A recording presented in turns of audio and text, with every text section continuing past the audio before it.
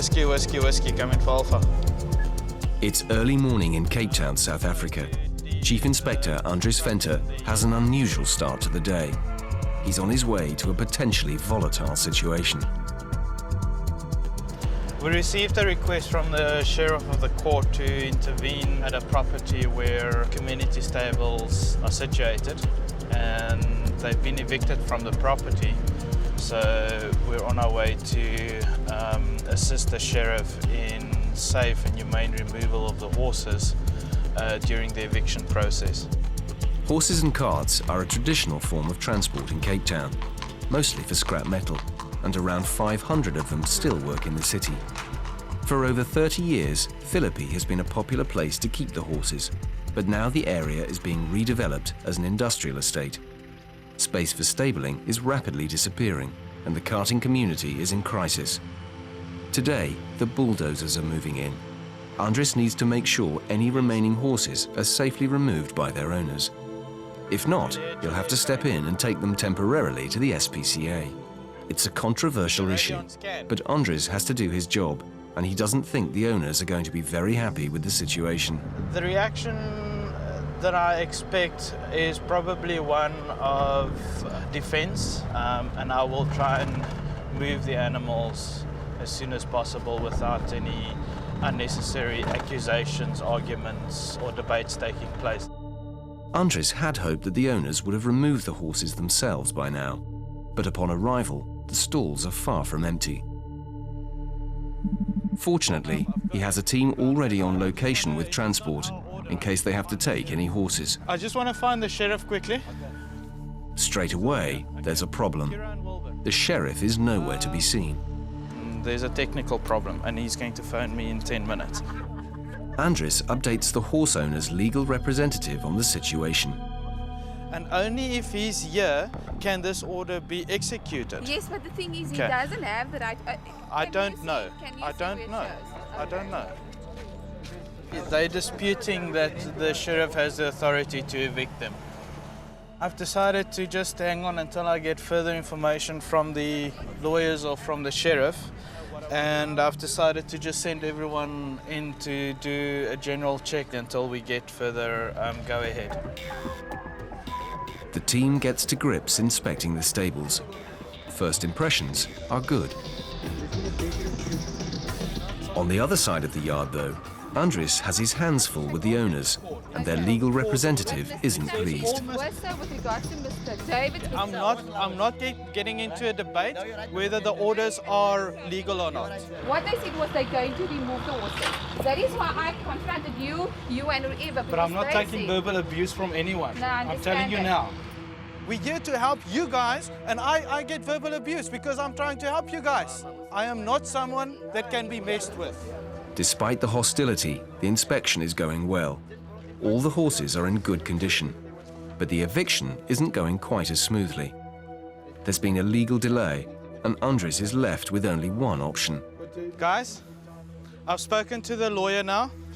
The order is not enforceable. We're withdrawing. We will be back here to ensure that if there are horses left behind, that they are safely removed, either by yourselves or by us. For now, the bulldozers will have to wait, but this won't be the end of the matter.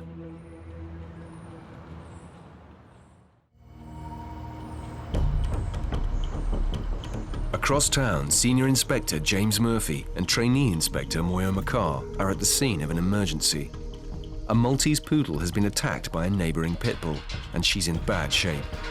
Sadly, the poodle's owner is overseas, but the house sitter tells them the dog's name is Twinkles. On the back here, on the spine, there's some puncture wounds. Shame, man. A bit traumatic for a dog to be mauled like that. There's not a moment to lose. The dog is clearly in need of urgent veterinary care.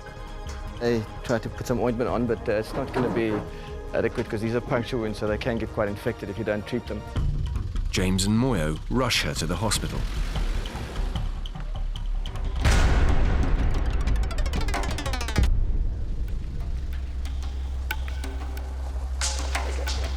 There we go. As soon as they arrive at the SPCA, they take her in.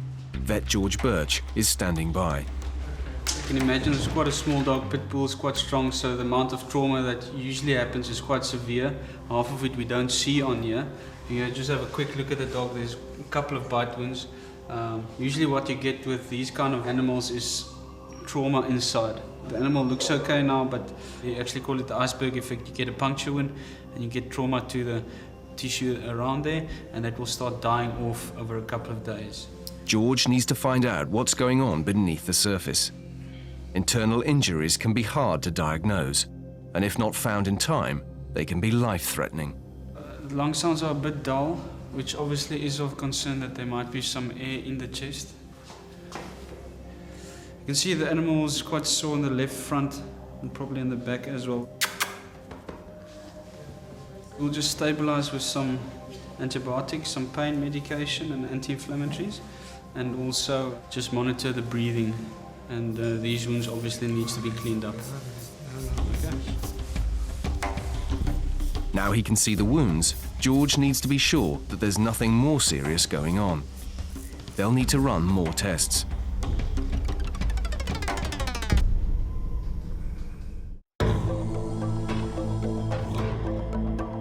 Chief Inspector Andres Fenter and his team are returning to the stables in Philippi. The eviction notice has now been issued and the horses have to leave today. The horse and cart owners claim they have nowhere to go and their livelihoods are at risk. Feelings are running high and the inspectors are taking no chances. Okay, bulletproofs. Armed police officers are on hand in case of trouble. Well, the sheriff of the court's got a court order to vacate the premises, and the police are here to enforce a court order. We're just here to ensure that the animals are removed safely, either by the owners or by ourselves. Although the SPCA inspectors are only there to safeguard the welfare of the horses, Andres is anticipating resistance from the owners.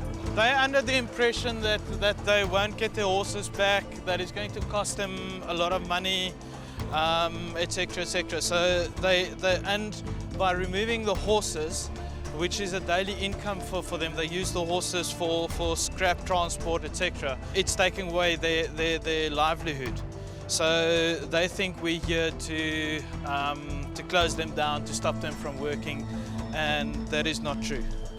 We're just here to ensure that when these buildings are flattened by the bulldozers, that there's no animal left in the building. It's a tough situation, but there's not a moment to lose. The bulldozers are moving in. All the horses need to vacate the stables, and quick. Make sure that you mark and try and get the owner's details of each stable and horse that you take. Yes. Okay. Some of the owners arrive. They're anxious to find out what's going on.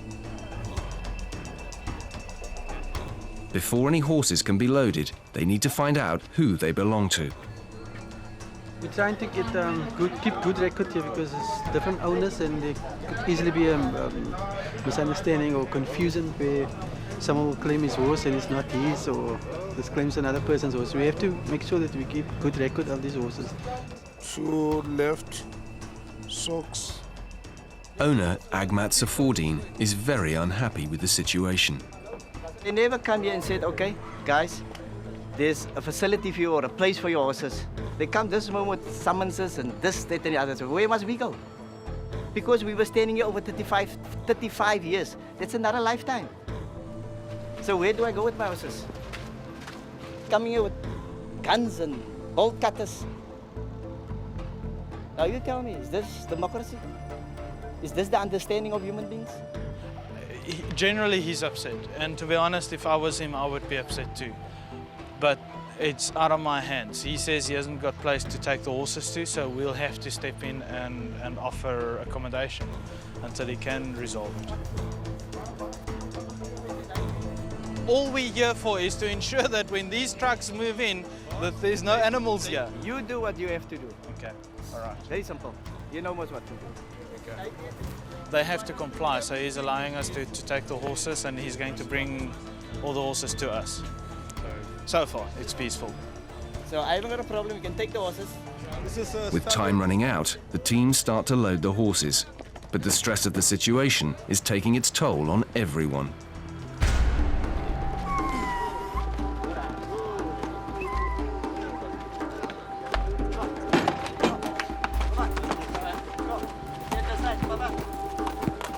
These horses have never really been trucked. They've been either ridden, pulled carts, trained in a field. If you saw the one coming out, it rolled. It's a sign that it hasn't been out for quite some time. So the first thing it wanted to do was just roll and feel the ground. They've never been loaded. The fact that it's a wooden box, a big white, obvious thing, frightens them. So it is going to be difficult to load them. Where's the long rope? Let it calm down, let it calm down. Wait, Patrick. All right, all right. All right, all right. Eventually, patience pays off, and the horses start to oblige.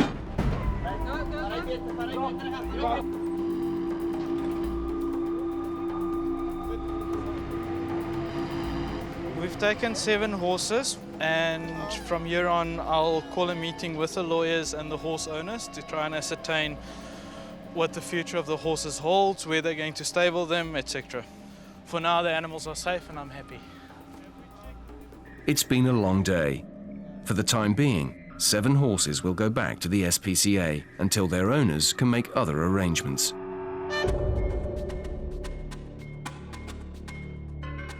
"24 miles away, Inspector Conchita Milburn and Trainee Inspector Nico Mass are in the busy harbour of Simonstown. They've had an unusual call for help from the naval base. A rare visitor has been discovered in one of the traps the Navy set for feral cats, and they don't know what to do with it, or even what it is. Senior Clerk Sharon Peterson is hoping that Conchita will be able to shed some light on the subject and solve the mystery. It's a spotted genet. It's in the cage at the back. I have got it covered. From a quick look at the photos, Conchita thinks it may be a genet, a cat-like creature, but she's going to need to see it in the flesh to be sure. Oh, it's beautiful. Beautiful, eh? From what I know, they're solitary animals, so they do travel distances to find food. From what I read up as well, they do sometimes raid cabins. Yeah. So obviously you're looking out for food. He's not stressed like a wildcat would be, you know, throwing themselves against the cage, but his eyes are big and they're not closing, so there are signs of stress. Genets can be found throughout Africa. They are primarily carnivores, so it's possible the cat food in the trap attracted it. My personal experience is the first one I've seen, so I think they're quite secretive animals, and they are nocturnal, so it reduces your chances of sighting them. Because it's a wild animal, it's important to get the genet back into its natural habitat as quickly as possible. The plan is our control office. Emma is going to phone ahead, see if Cape Point is a viable release location, and when we have that go-ahead, then we'll take the genet over there and release. Conchita is eager to minimize the stress on the animal. Well, we've just covered the trap in a blanket just to create a sense of safety and security. Sharon is the one who found him. Well, I set the trap the night before, thinking it was just a normal feral cat, and I waited for them to open, and it was sitting with its back to me, and I thought, what beautiful markings for a cat. When it turned around, it had this long nose, and I thought, what do I do with it? So I contacted the SPCA, and well, here you are. And at least now I know where it's going to go. It's going to be back with its own, and I'm just glad. I'm glad that somebody's going to put it back where it belongs. Cape Nature has already located just the right spot for the genet. We've been granted permission to release our genet between Simonstown and Cape Point, not to disturb the existing population of genets at Cape Point.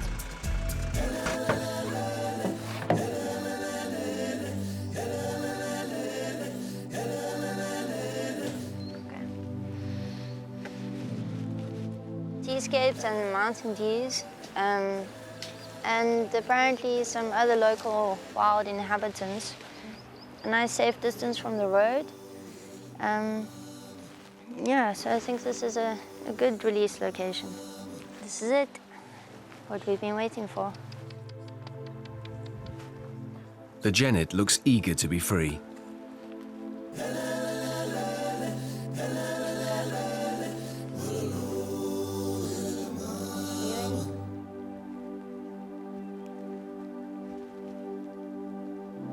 At last, he's back where he belongs.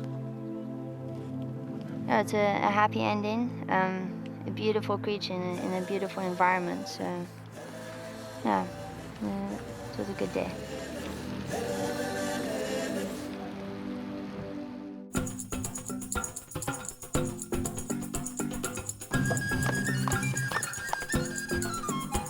At the SPCA in Grassy Park, the horses have started arriving from the community stables. They're fit and healthy. They just need somewhere to stay now that their old homes have been bulldozed. They'll be properly fed and watered and groomed and cared for while they're with us until we find a solution to the problem, which is where are these people supposed to keep their horses, which is becoming a problem across Cape Town. More and more of these evictions are taking place. More and more people are being evicted with their animals, and they just don't know what to do with them. We have to take the animal in, but we have to come to a point where we say, what now? Because we can't keep them here forever. Although it's only temporary, the horses seem to be making themselves at home. It's not a cruelty case. It is a case of helping the owners find a safe haven for their animals and working with the lawyers to find a solution. So the owners will be allowed to visit, they will be allowed to, once they find a place, we'll inspect and we'll allow them to take the horses there if acceptable.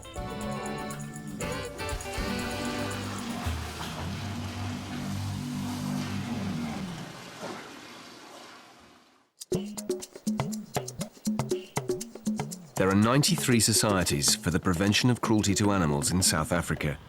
The Cape of Good Hope SPCA covers 9,000 square miles of the Western Cape from its base in Grassy Park.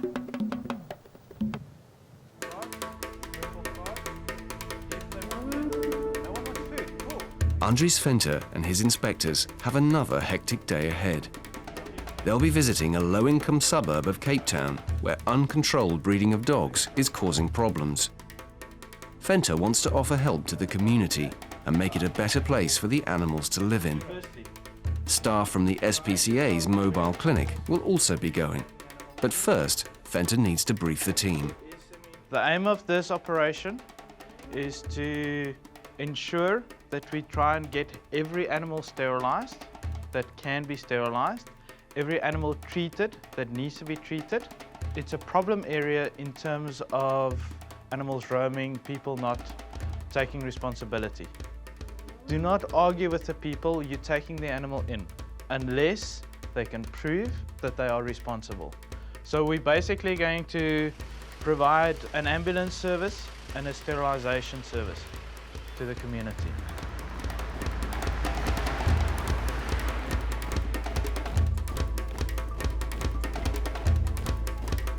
With a population of 10,000 people, Hillview lies just a few miles east of the SPCA headquarters, so it's not long before the team start to arrive.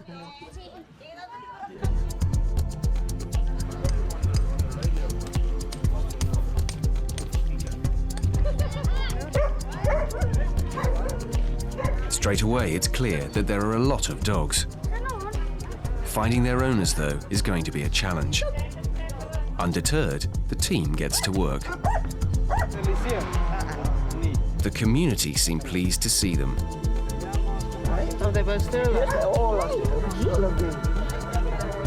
Immediately, Andries spots a dog in need of attention. Flamingo is enough. And it has something rather strange on its fur.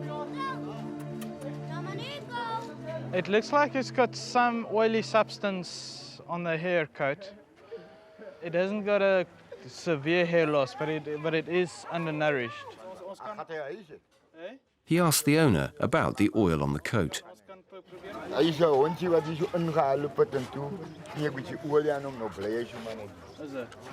Wil jy hom hou of moet ek hom vat dat ons hom behandel? Ek dink u kan hom vat dat u hom behandel. Okay, wil jy hom dan terug hê? Sal u hom terug gee? Ons kan Gaat hy huis toe? En dan gaan ek terugkom laat jy net my kaart invul, hoor. Okay. The owner agrees to let Andries take the dog back to the SPCA, where it will be treated and sterilized.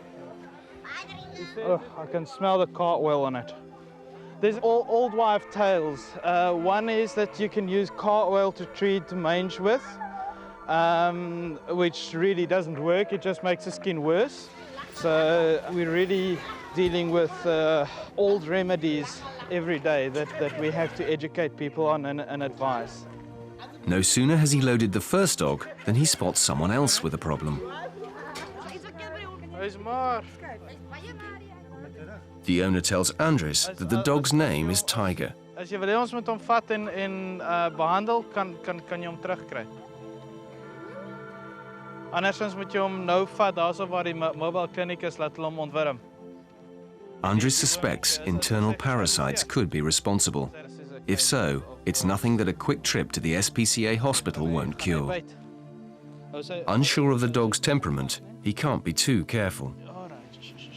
How's that kop daarso? Okay. We're only skimming the top of the milk here. This is not a solution. The solution would be to be in here more regularly, at least once a week. What we're doing today is more of an assessment of what's needed. With the first load of animals on board, next stop is the SPCA. Andres and his team will stay behind and continue with the inspection.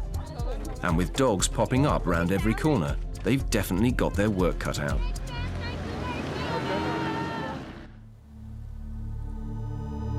It's late afternoon, and for Senior Inspector Kira Joshua, the start of a particularly tough case. She's racing to a wildlife emergency. An antelope has wandered into a residential area, and it badly needs her help. We just got a call now about a buck. They don't know what kind of buck. They was attacked by dogs. The call is standing by the buck, so it's not going anywhere. So we just need to get out there quite quickly now just to see if there's anything that we can do for it. The buck is lying in a sports field, and it's not moving.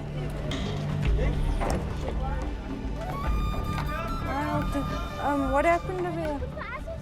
The dogs did attack him, but I don't know if it...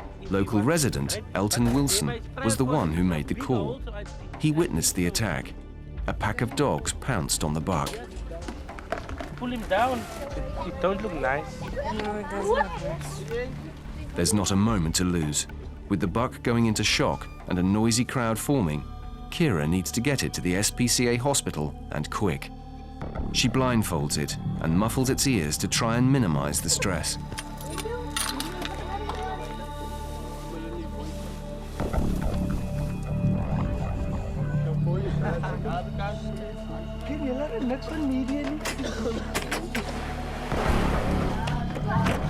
How many dogs? 5.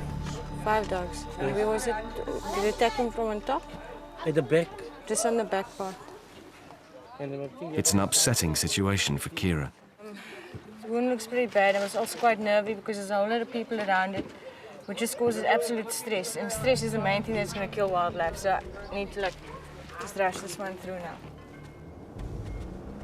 What I could see on the grasboek, you know, was that there was an injury on the hind underneath, on the belly side. It's quite a... He's bleeding, but he's not bleeding profusely. The buck was clearly, obviously in shock, and with the stress factor, there are a lot of people around it. And unfortunately, that is what kind of happens because it's in a residential area. It definitely frustrates me seeing a crowd of people around the animal. I mean, it's a wild animal, and that just stresses it out more. So it's injured, it's stressed out. Can't be very good for the poor guy. It's touch and go as to whether the antelope, a greasebok, will survive. We have a vet standing by at the SPCA, and I really, really hope that there's something that they can do for it.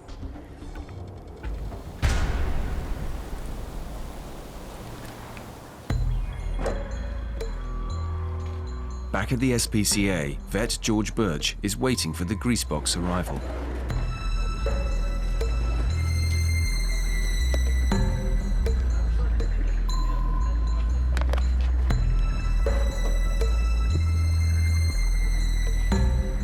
It's a desperate situation.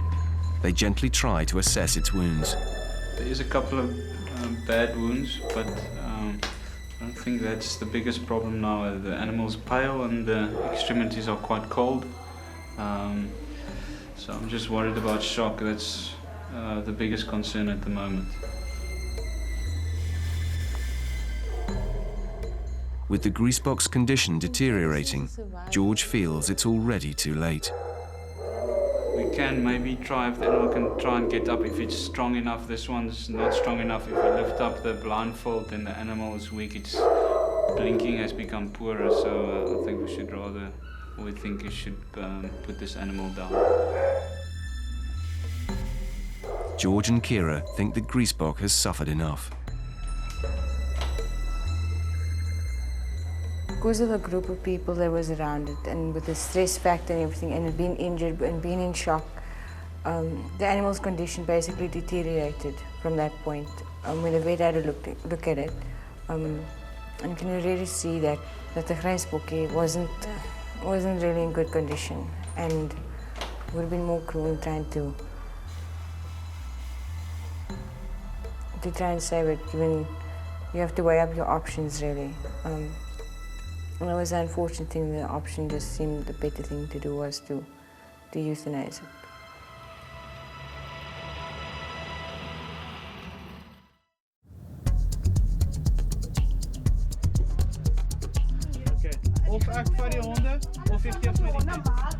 In Hillview, Andres and the team are still hard at work. They've been busy picking up strays and offering medical treatment and sterilisation to the community.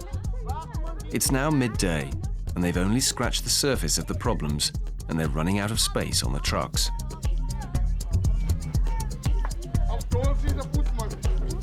There's an overwhelming number of dogs. I think there's more dogs than people in this area.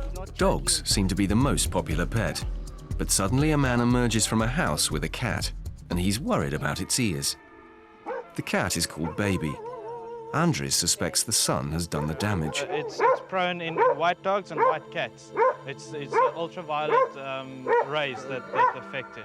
I'll take it back to the SPCA, okay? And we'll have the vets have a look at it and give you treatment for it. The ears and the nose becomes cancerous, and if left untreated, it can affect the animal's health quite severely. The fact that he's come to us and highlighted it shows that he recognises that there is a problem. Baby will be rushed to the hospital where experienced medical staff can decide on the best course of action. Hopefully, it's not too late. Andres is not the only one with his hands full. A huge line has formed at the mobile clinic. Dogs of all breeds and sizes patiently wait their turn to see clinic nurse Theo Ardendorf. It was a major response from the community. I think mostly it was because it's a Saturday and everyone's at home. It's just the people were storming and flocking. I mean, I didn't even get the chance to stand outside once. So, I mean, I didn't see anything outside. I was just basically busy checking and treating. While the team wrap up here, the SPCA is abuzz with activity. Animals have started arriving from Hillview.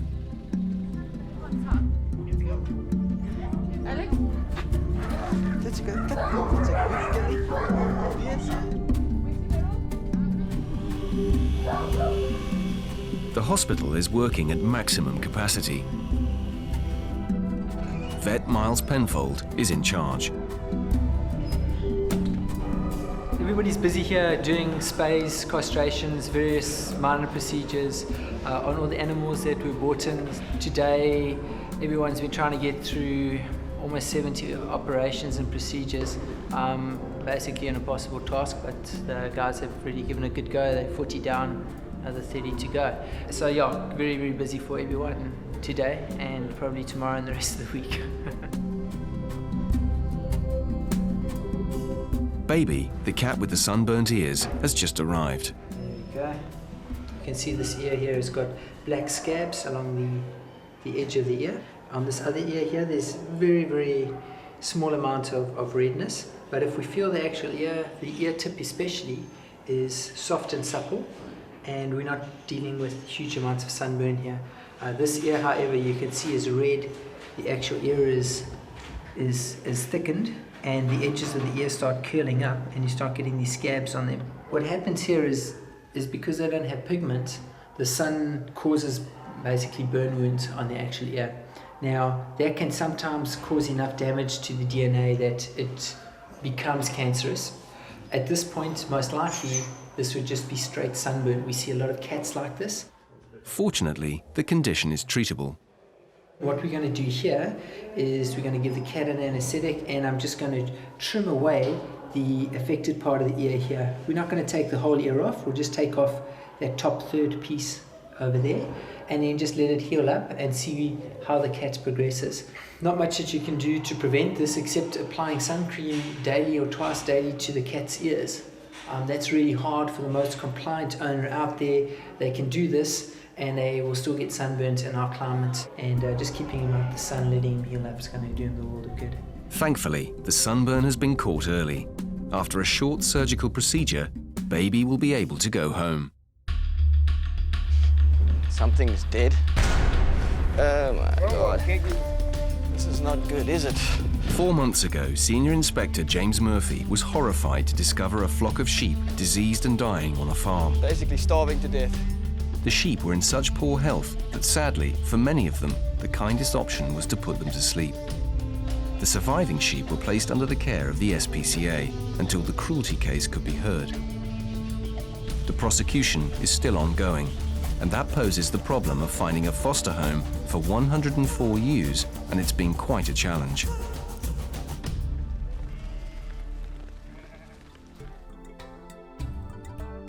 After a 2-month search, the SPCA have found the perfect location. Chief Inspector Andres Fenter is on his way to Darling, an area known for farming, to see how they're settling in.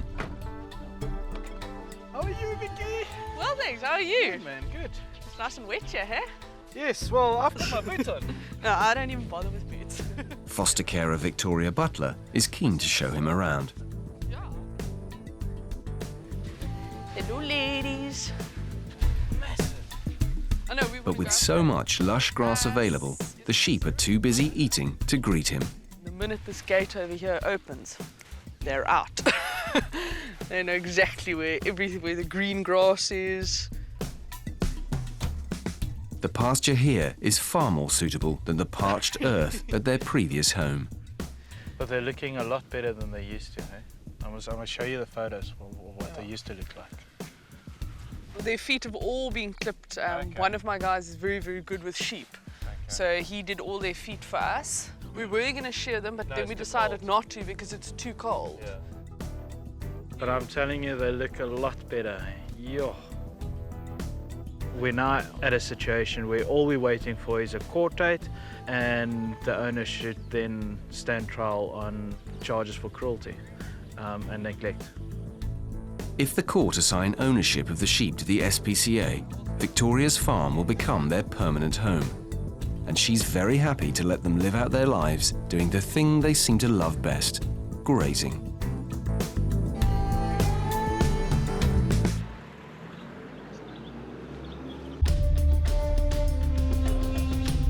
East of the city, Senior Inspector James Murphy and Trainee Inspector Liesl Pienaar are in the suburb of Kraaifontein. They're on their way to a location where the owner has been refusing to improve conditions for his dogs. On a previous visit, the dogs were thin, on very short chains, and had inadequate shelter. As they arrive, it's immediately clear things haven't improved. But James has come prepared to take action. I have a court order which allows me to enter the property. The dogs are on 2 neighbouring properties. The court order gives James permission to remove them. Well, we've got a dog chained to the gate. There was a no runner. kennel. You see no shelter. I've been here before on a recheck of one of James's cases. I came back here and still no improvements have been done. Gave them a second warning, came back on a recheck again and still no improvement. So they've had their chances. I mean, that's very short chaining with no shelter whatsoever. And why hasn't he reacted on them? Why hasn't he reacted and made... The owner is not home. but his brother is next door, and he agrees to talk to I had them. a chat with him a couple of months ago already about this, and he hasn't fixed it up. So what we're doing here is we're confiscating the dogs. We've got a court order. We're going to remove the dogs. Okay, And- no problem. Yeah, okay. Okay. That one looks a bit aggressive. They said they're a bit underweight as well. Yeah, and we take a camera photo. You see, you can't get to that shelter, Keys? if it even is shelter. What shelter? That's What? a garage door. Well, that's what I'm saying. Leaning against the wall. People are tenants, so they don't really have a concern with the dogs. The dog was just there. I mean, it's not their property, so they don't have a say. Black one first. They load the thinnest dog first, but he's not used to walking on a lead.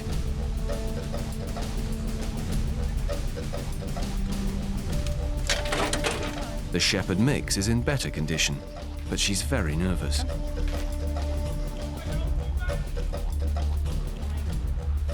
Very skittish. Oh, come on, come here. Being free, yeah. It's a young dog. Shame his heart's beating. It's always, you know, some joy in seeing dogs being removed from, you know, situations where, you know, they weren't treated properly. I mean, training, short training, nowhere to go, no exercise. You can't even get away from your own feces, no shelter. It's not really, you know, proper treatment or, you know, fantastic life. But, yeah, hopefully now he'll realize it's actually serious and maybe change things if he wants his dogs back. For now, the dogs will go back to the SPCA, where they'll receive the care and attention they deserve. The owner has 7 days to respond to the notice.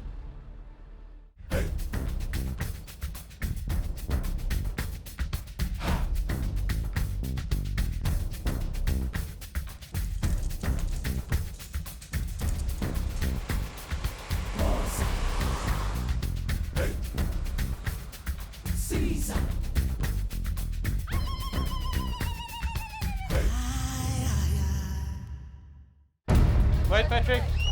4 weeks ago, Andres and his team assisted the police in an eviction of some stables. The land was being redeveloped, so the horses had to go. A few of the owners couldn't find alternative accommodation at short notice, so the SPCA offered to temporarily take in their horses until new stables could be found.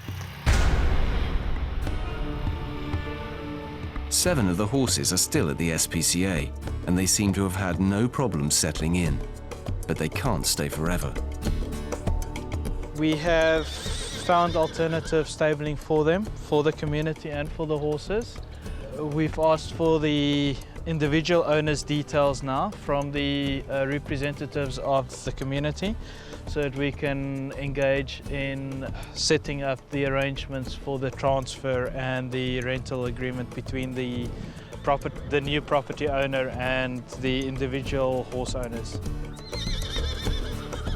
Despite being in good shape when they arrived, the horses have needed a lot of daily care and attention. Vet nurse Angela Knight and horse care assistant Isaac Magikweni have been happy to provide it. I'm just giving him a basic grooming today. He really enjoys the attention and the grooming, cooperates really well. It's really good for us to be able to have a horse that's in such good condition here with us. Most of the horses here and the ponies are in a really poor condition, often are ill or ill-treated, nervous horses. This boy here has got a beautiful temperament, is in good condition, has good muscle tone and a very good appetite. They're all doing really well.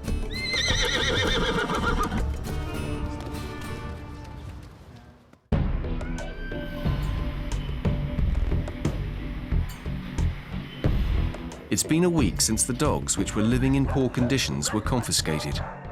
Their owner has not been in contact, so staff at the SPCA have been caring for them. One of the dogs is still very nervous and unsocialized. Today, vet Cookie Harris is assessing his progress. This is a German Shepherd cross, Labrador, all sorts. And just by looking at his gait, you can see he's a very nervous dog. A fairly nice hair coat, but this dog is obviously very, very thin. Dogs that don't get attention, when you approach them as human beings, the first thing they think of is that you want to attack them, so they want to be on the defensive and they curl up and they're scared. If he was an aggressive dog, already he would have tried to attack us. He's not attacking us, but he's uncomfortable around us. He would need working with, him getting used to being around people. If he were to get a nice home and somebody to train him, and also he's not too old to train, so he should be, in our opinion, a good candidate to rehome. He'll need some more care and attention at the SPCA before he's ready to go to a new loving home. Meanwhile, animal behaviourist Candice de Villiers and her team are working with the shepherd mix. She's grown in confidence, but Candice wants to make sure this hasn't any worrying side effects. She's definitely never been taught how to behave around humans. Our next test will be the food bowl.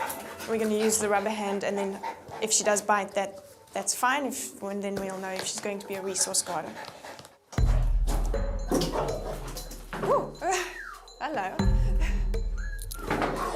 Even just with slight movement of people's legs or of the hand, she actually also responded with quite a bit of aggression. In an instance like this, I wouldn't advise us putting her up for adoption.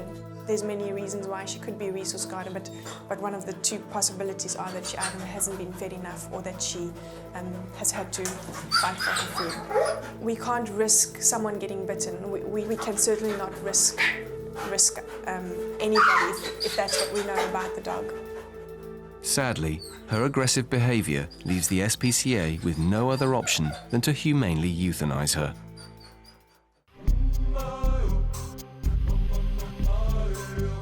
It's been 4 days since the mobile clinic was in Hillview.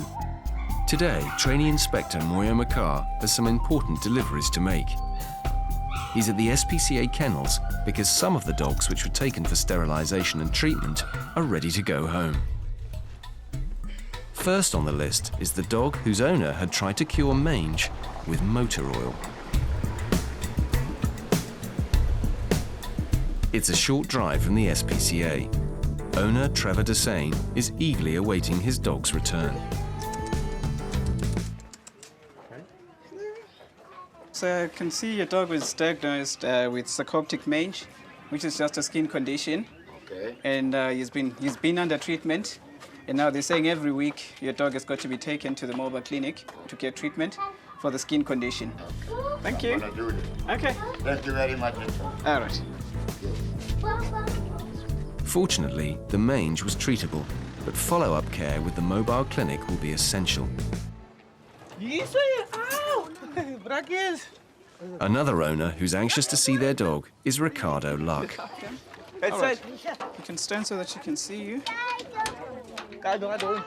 His dog Tiger had worms, which were making him very thin. Just lift it up. No, just carry it through. Carry it through.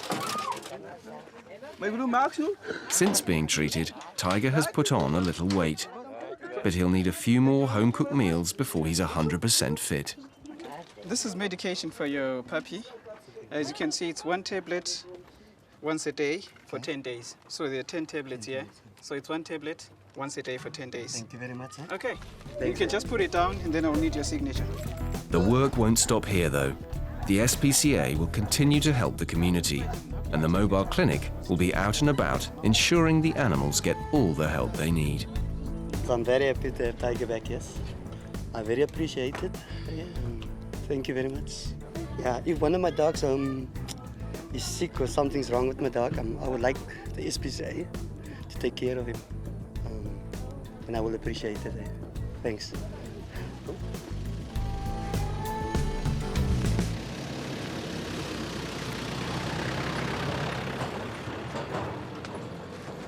On the back here, on the spine, there's some puncture wounds. Over a week ago, Senior Inspector James Murphy and Trainee Inspector Moyo Makar picked up a Maltese poodle which had been attacked by a pit bull. Twinkles was in bad shape and rushed to the SPCA, where vet George Birch treated her wounds. He was concerned that she could be suffering from internal injuries. But after 7 days in the hospital, Twinkles is feeling a lot better, and it shows. All her test results came back clear, and George is pleased with her progress. Walking much better. It's very lively, affectionate. The lameness has improved quite a lot. You can see the animal's walking much better. It's very lively, affectionate. The wounds are doing well. There's just scabs there. There was a bit of a concern about the chest on the x-ray. It looked like there might have been a fracture, but you can't really elicit any pain over the chest, and usually they're quite sore. The color is looking good, the breathing is fine, so we're going to send this one home and just let it recover at home. Senior Inspector James Murphy arrives, and he's keen to see Twinkles. Come on. Come on. Looking much better and ready to go home. And he gets the nice job of returning her. Here you go, Twinkles. Oh, we're going to take him back to the caretaker there, and hopefully when the owners get back, they'll have a well-recovered doggy. And the hospital has some more good news. It's been 5 days since Baby, the cat with the sunburnt ears, was picked up from Hillview. Vet Miles Penfold has operated on the damaged area, and it's healing well. Oh, that's looking good. Great. The swelling and the redness in the ears actually come down quite a bit at the base, and that's probably just because he's been out of the sun now. And I've kept him in for 3 days to make sure we've got adequate pain control for him. There's no infection or anything coming through here, so I'm very happy to send him home. Yeah, my boy. Baby's owner, Marjorie Brink, has arrived, and she can't wait to see him.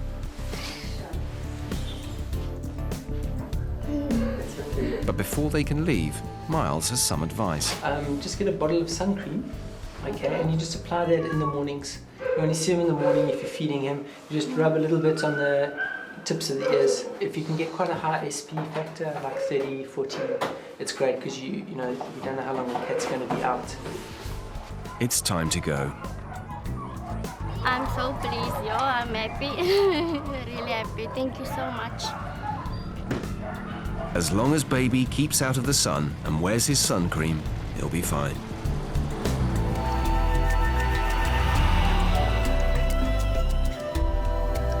So today, he's returning with his boss, Chief Inspector Andres Venter, to check that the farmer has been keeping up the good work. But they're in for a bit of a shock. The owner is nowhere to be seen. They take a look around. Straight away, something doesn't seem quite right. What's happening here? What happened to this place? Shucks. There was a house here. It quickly becomes clear that there's been a fire. Okay, when you're talking about a farm, you actually have a farmhouse? Yeah. This is like a weird setup, James. The glass is all melted here. You can see the heat. Must have been pretty intense. There was pigs in here. Please tell me that there was pig food in there, so there must have still been pigs in here.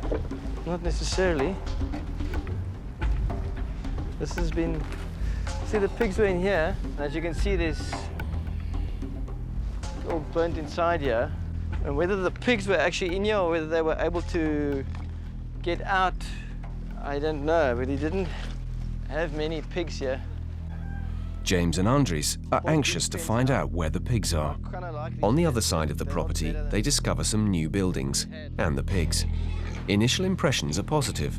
The animals look healthy and well cared for. He's got his shavings, he's got the water troughs. He's got a nice big area for all the babies here. So yeah, I'm impressed. But nothing prepares them for what's around the corner. Ooh! It seems that 2 of the pigs didn't make it out of the fire in time. That burn looks pretty extensive, and that would have been very raw and painful, and this animal should have had treatment, some painkillers and some ointment to actually heal that properly. Looks like he hasn't consulted a vet on treatment, and this is unacceptable. I will have to take them in for treatment or let the vets have a look and have an assessment. I'm quite upset that the owner knew we do exist and he didn't phone us. Yeah, I don't know what his reasoning would be, but it's definitely not. Okay, okay. Oh, you're a big girl. James and Andres think they need immediate vet care for their wounds to prevent infection. Copied, please, you must hurry. Andres gets on the radio to call for transport. He wants to get the pigs to the SPCA hospital as quickly as possible. Okay, meneer, in terme van die dierebeskerming. Next, he calls the owner. Behandeling gekry nie.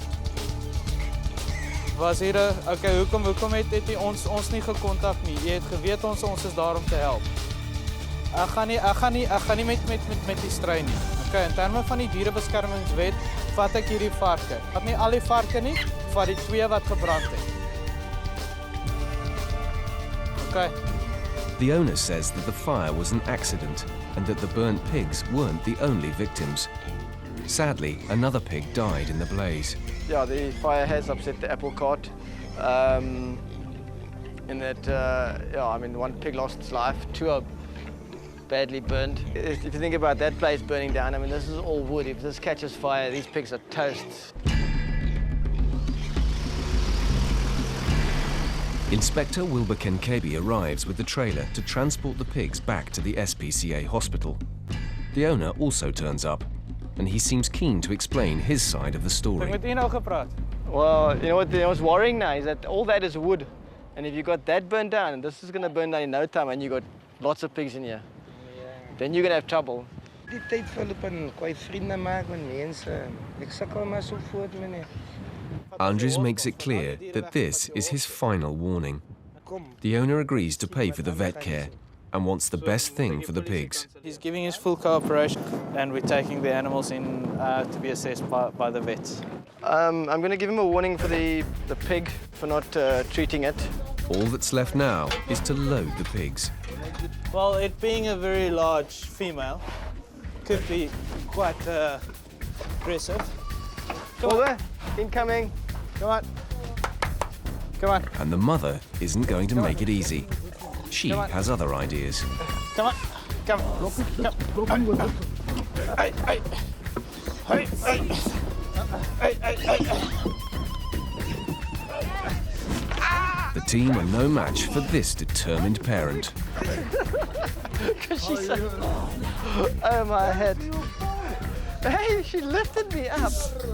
They're going to need a bigger barrier.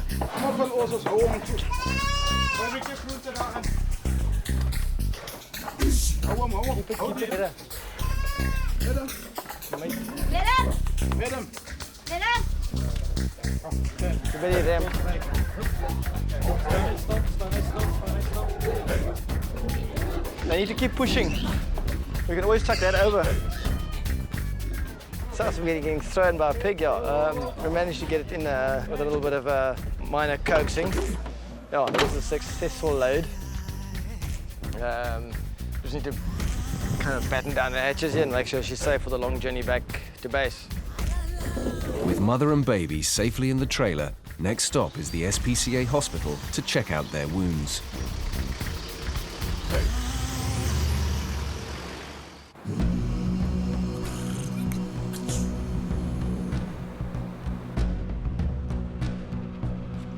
There are 93 SPCAs in South Africa.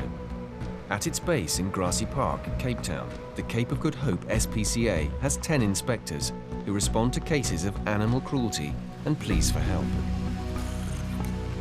The pigs that were burnt in an accidental fire at a small holding are arriving at the SPCA. Are you guys ready? Watch. Come on. Hey. Chief Inspector Andries Venter and Senior Inspector James Murphy are eager for a vet to assess the extent of their injuries and make a full report. Take this up, and we close the door. Closing, and in. Vet George Birch is on hand to take a look. There is quite a large raw area of skin on the right-hand side of the mom, on the chest area. But as you can see, the wounds have been healing quite well. The piglet, on the other hand, has got a couple of more deeper wounds. So I think at this stage we might give them some antibiotics. What we'll definitely do is probably apply some ointment onto the the piglet's wounds. Maybe some wound sprays would also be the easiest to go here. But it's amazing how well these production animals, how well they cope. They are quite hardy animals, and I mean 3 weeks and they're looking like this. If this was a person, they would be really badly in pain. Fortunately for the pigs, their wounds are healing well. Despite the severe appearance of the burns, it seems their injuries aren't as bad as they look, and their general condition is good. Today, Inspector Wayne Hector is checking up on a worrying situation for the SPCA hospital. It seems a patient of theirs with a badly broken leg hasn't been back to have her splint removed. Wayne is on his way to find out what's going on. He's been told the dog's name is Tina. As he arrives, Wayne spots a dog in the front yard. This dog has been in the MVA about 3 months ago, and it got the pins in, and it should have been back to be rechecked or removed the pins last month already, but the owner didn't take it to be removed, so now they're worried that the pins is it's getting infectious, the wounds. The hospital's biggest concern is that the leg might become infected, which would result in the dog losing the limb. So you can see the flame is red, probably because it's putting pressure on it. It's some irritation there. It's still running, walking and barking, and it's still active though. But yeah, we have to look at that wound. Some neighbours arrive to find out what's happening. Do you know the owner of the dog? The owner, yeah. Are you the owner? No, Ozzy. Ozzy, can I, is he here? No, he's working. Okay. What's up? I'm going to leave a note here. We're going to take the dog in for the pins, and it needs to be taken out. Are you able to handle this dog? Yeah, that was fine. Can you help us? That was cool. Is it? Yeah. Just leave your contact. I'm going to leave a note here for him. You can put it in his door if you want. Put this up. Go, Kelly. Wayne's top priority is the welfare of the dog. He's going to ensure Tina gets the veterinary care she needs. Yeah, thank you. Thank you very much, sir. Okay, sir. He leaves a warning for the owner to contact him. It's cruel to leave your dog to suffer because you don't have money. He needs his freedom to be free of the stress and discomfort, so we need to sort this out. Okay. Come on, bite. There you go, Gary. It's an offense to deny treatment, but I'm being reasonable here. If he needs to sort out the money situation, we can sort it out at the office. But in the meantime, get the dog treated. Wayne's anxious to get Tina to the SPCA hospital, where a vet can inspect her leg and decide on the best course of action.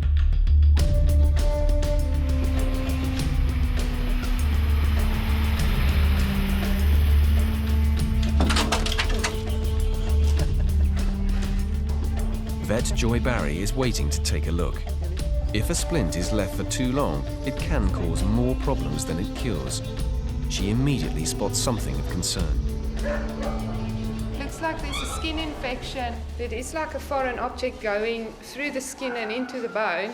So you can actually get infection not only in the skin, but actually going into the bone, and the whole operation failing and the dog actually losing its leg in the end. It's limping a little bit, but it's not too bad actually. So I think it's probably just in the skin, and actually not, the infection is not actually going right into the bone. Before Joy can go any further, she needs to make sure she has the full picture. What we need to do is we need to take an X-ray and just see if the pins are ready to come out. If the X-ray results are positive, Joy can go ahead and remove the splint. Horse Care Unit Inspector Wilbur Kincabe is heading to the Cape Flats area of Cape Town. Cape Flats lies 12 miles north of the city. It's densely populated, making it an unlikely place to keep a horse. In connection with a horse that is confined in a small area, which is a quarter of the garage. And there's a lot of flies, according to the complainant. I'm just coming to check on that now. Hello. Wilbur is taken through the house and into the garage to see the horse. I see the horse, it doesn't look bad. And there is a bedding here. And what I'm more concerned is about keeping of the horse here. If they do keep this horse here permanently, that would not be the right thing. It has to be out on a paddock or something. Just, it can't stay here forever. Like he's not staying like permanently here. He's like on the in Philippi, you know? Yeah. On the farm where all the horses is. But why do you bring it here? It's like his horse. He's like he wants a horse, you know. But if it's his horse, he must go to the farm. His child must go to the farm for whatever. If you want to ride or whatever, he must go there. You can't bring the horse to him. You have to say that to my husband. He doesn't understand that. Why you keep this horse here, Jason? Because I love horses. Yesterday, we did take her out to the farm's field, so we did ride her there. Where's the farm field? There by Lente, a soccer field. Yeah, but you cannot just take it out for riding. I mean, You took the hog there, yes. We did take her to hog there. And eat the grass. Yeah, now this is wrong. You can't keep the horse here.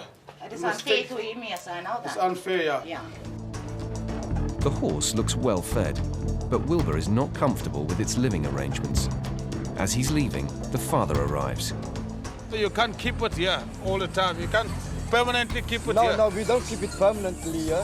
What we do is at night we come in and during the day it comes out again. As you say, but when we got here, this horse was here. What time are you taking it out if you do take it out? Just after school. But you should take it in the morning.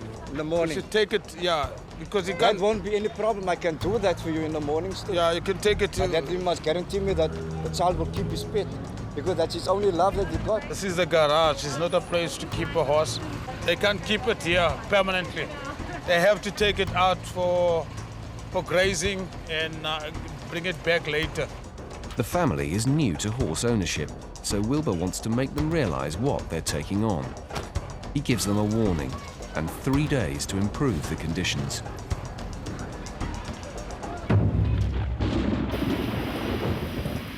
It's a rainy start to the day at the SPCA in Grassy Park. But despite the bad weather, vet George Birch still needs to make sure that the pigs which were burnt in an accidental fire are healing well. The pigs are enjoying the damp conditions and don't seem eager to come inside for a checkup. Getting a good look at them is going to be tricky.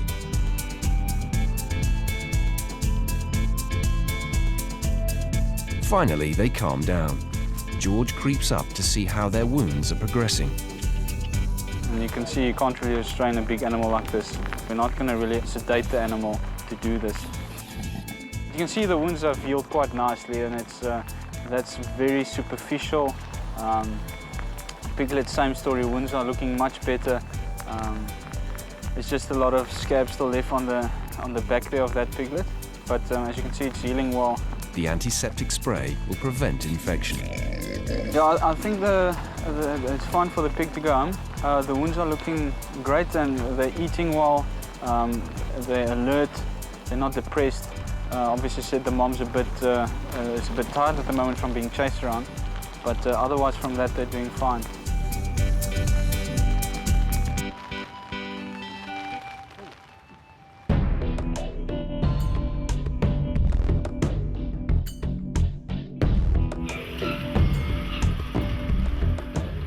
It's a hectic day for the SPCA hospital. Vet Joy Barry and Chief Theatre Orderly Winati Makilipi are busy taking x-rays of the dog with the splint on its leg. Tina's owners should have brought her in to have the splint removed over a month ago, but they never returned. Joy is hoping that the delay in removing the splint hasn't caused any problems. What you can see here is like a massive callus around, forming around where the fracture line was. You could see just around the pin there's like a loosened area, but there is a possibility that there could also be infection actually in there. Yeah, I would say looking at the X-ray actually that it could have been removed a while ago. But this can definitely come off. Fortunately, there are no serious complications. Joy can finally remove Tina's splint, and there's no time like the present. Tina has been sedated to keep her calm, and it's a fairly straightforward procedure. Let's put it here, Chip. What we would do now, we'll cut and then we'll just pull out the pins, shave the skin, clean it up and send it home with some antibiotics. There we go. Usually when we actually put an X-fix in, the first time we get the animal back in 4 weeks' time to do an X-ray to see if the bone is healed. There we go. If it's not ready, 2 to 3 weeks later again, we would get it back again and so on until it is actually healed. Although it looks serious, once the sedative has worn off, Tina will be on her feet in no time.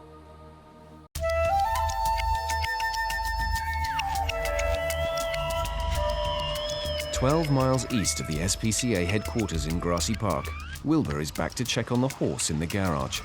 But there's a surprise in store for him. Hello, good day. Oh, this is the place where he was. The horse is nowhere to be seen. But there is something in its place. Oh, you got the bicycles for horses? Yeah. So yeah, around the buy me some bicycles and that. The horse was too big for my son. He just couldn't really handle the horse.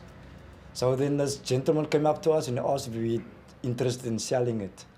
So we asked him, so he said, yes, Daddy, because it's too big for me, I can't handle it. So you say you sold the house, you didn't even take his name or anything? No, I didn't bother to ask him because the way he talked to me, is that it's an old horse champion, you know. Champion. Yeah. And he didn't even wanted a receipt from you? No, he didn't ask for that, yeah. Okay. So you say he stays in Philippi, but you don't know where? No, he said he's got a small holding. Okay.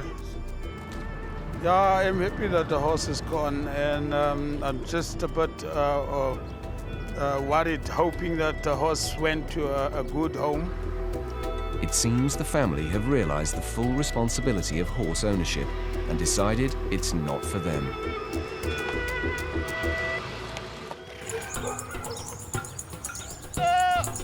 Back at the SPCA, the pigs, which were accidentally burnt in a fire, are healing nicely, and they're ready to go home.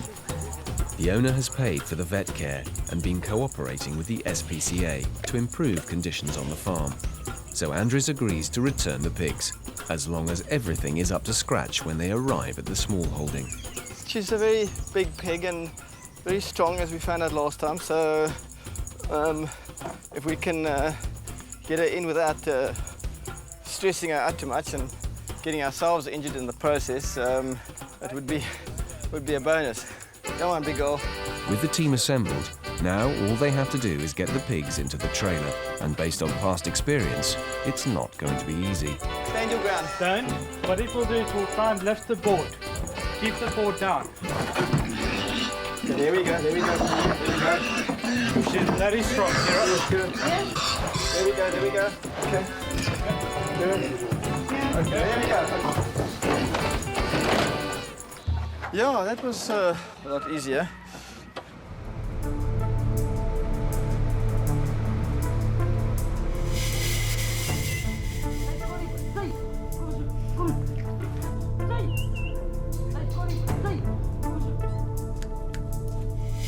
Before they unload the pigs, Andres checks that standards haven't slipped.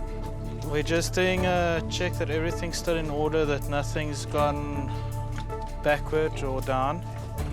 The inside of the styes are quite dry and seems to be in good nick. The owner's not here, but there has been a conversation with him between James and himself, and he is expecting the pigs back. So everything seems to be in order.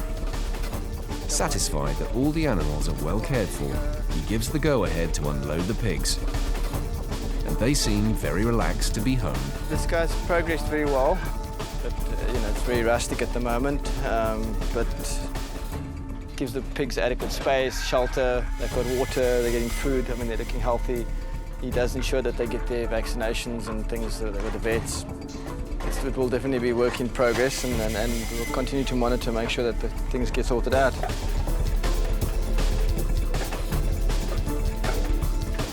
If he doesn't keep his facilities up to standard and according to our requirements, We will next time not be as lenient, but when we remove, we will then take it further.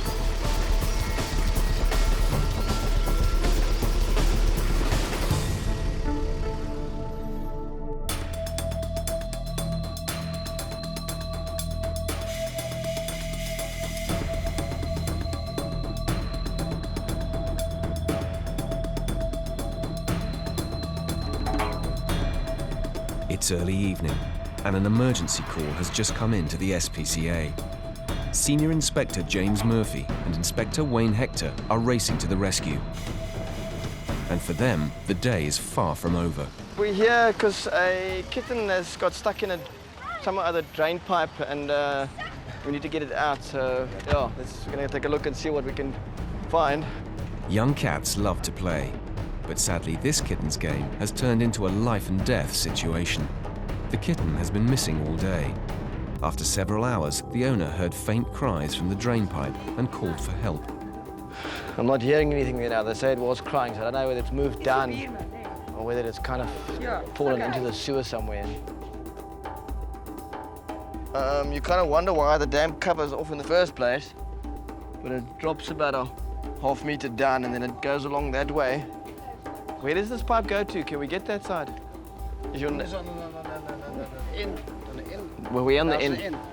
Can you show us? Let's go see where this pipe goes to now. With no sound coming from the pipe, James anxiously makes his way to the other end of the drain in a neighbour's yard. If somebody along the line is flushed, it will just keep washing the cat further and further down. Hi.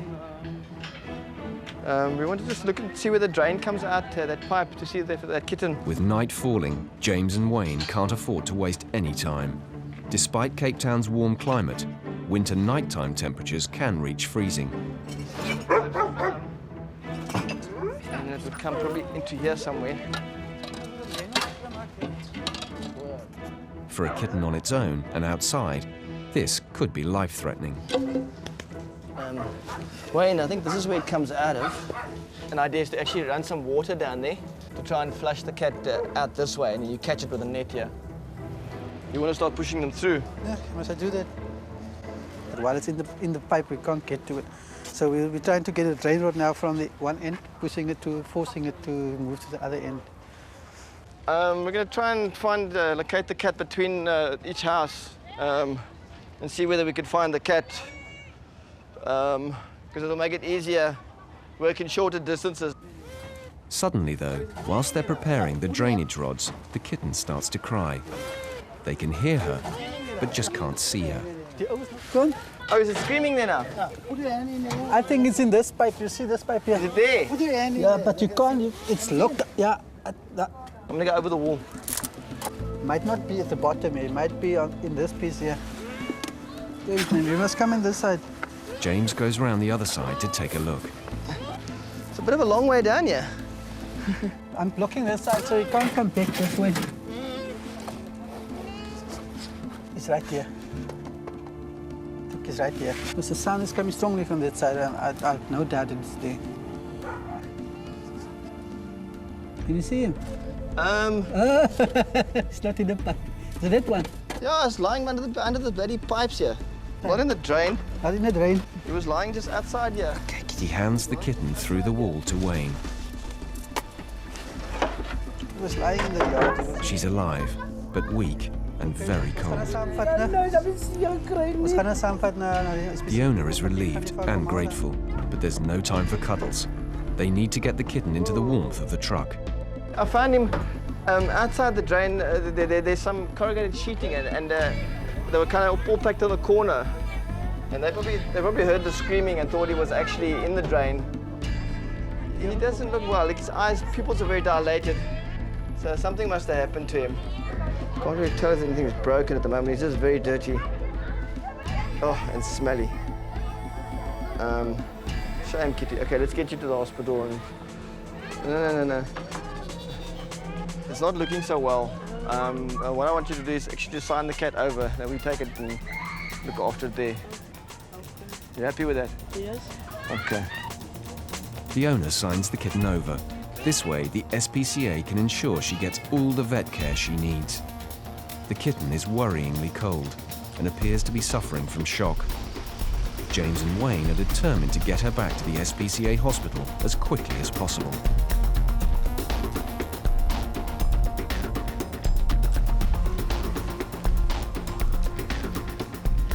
Although it's the middle of the night, veterinary nurse Leonard Nikaiser is immediately on hand to help.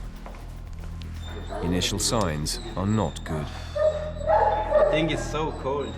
It seems like here is the temperature is not even, the thermometer is not even registering. I don't know if there's any head trauma or something. Yeah, no, I'm thinking with the pupils that are dilated, with some sort of head trauma. Especially with the way it looks. Let me see if you can stand. Yeah, you see the balance? Yeah, it's not having any balance. We don't know what's going on with this cat. It could just be that it's quite sick and its temperature's dropped and it's just in a state, or it could be concussion because it seems very disorientated. But let's just try this option number 1 and see how things will be. The kitten's unresponsive. Leonard's concerned that she's suffering from hypothermia, so the first priority is to warm her up.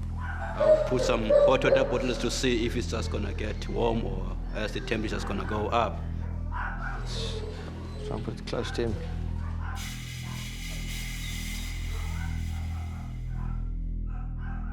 Just a bit of touch and go at this stage. The kitten just looks very, very weak and its temperature doesn't even register on the thermometer, so at this stage the prognosis is very poor. Try and get its temperature up. It'll be a long night, but the team are going to give her every chance of pulling through.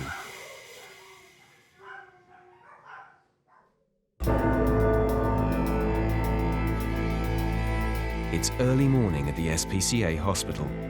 Vet Cookie Harris is eager to check on the kitten brought in last night. Having spent several hours stuck in a drain, the kitten had gone into shock and appeared to be suffering from hypothermia. It was touch and go whether she'd make it through the night. Initial signs are good, and she seems pleased to see Cookie. It's very interesting now. The kitten is actually even trying to run away now. You can see its habitat is very much improved. Also, you can see the pupils are not so dilated as they were compared to yesterday. Obviously was very terrified and almost on the verge of dying yesterday. But now the cat's temperature is 37, which is their normal temperature is between 37.5 and 38.5. So it's obviously much improved now. We're gonna try and see if she's walking, just to check if there's any concussion. She's actually very bright. You can see she's now walking around trying to run away from us. I think the hot water bottle must have helped a lot. No, she's just playful. Hey, you can have that. This is the Felicin, that's nutritional supplement for cats. Wow, that's a good sign. Now she just needs friends, hey? Yes, there she is. She's starting to groom herself. That's a good sign. But yeah, she looks very good. She's made an amazing recovery, but before she's ready for a new home, she'll need some love and care to help build her strength up. And staff at the SPCA will be only too happy to oblige.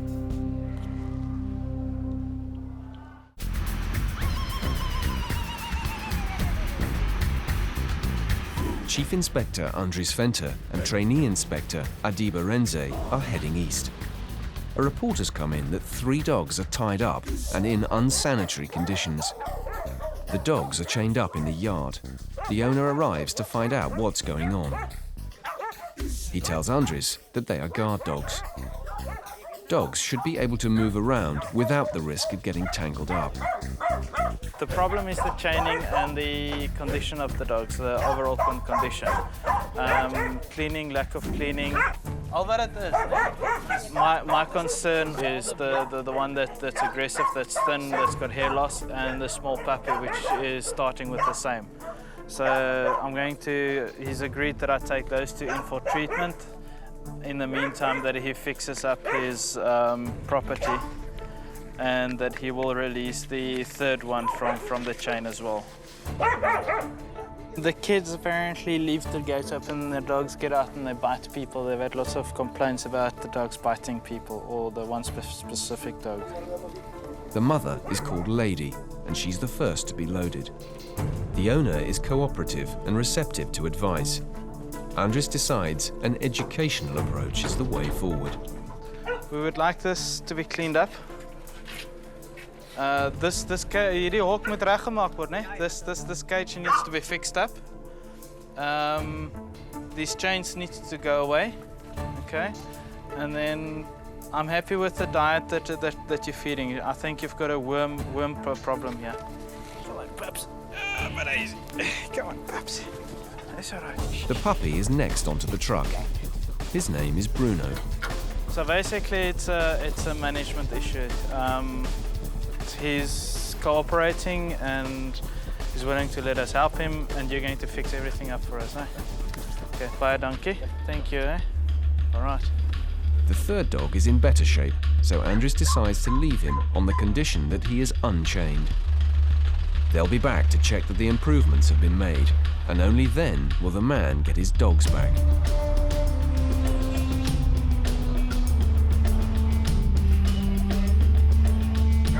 The dogs arrive at the SPCA. Vet Cookie Harris is eager to evaluate Bruno the puppy.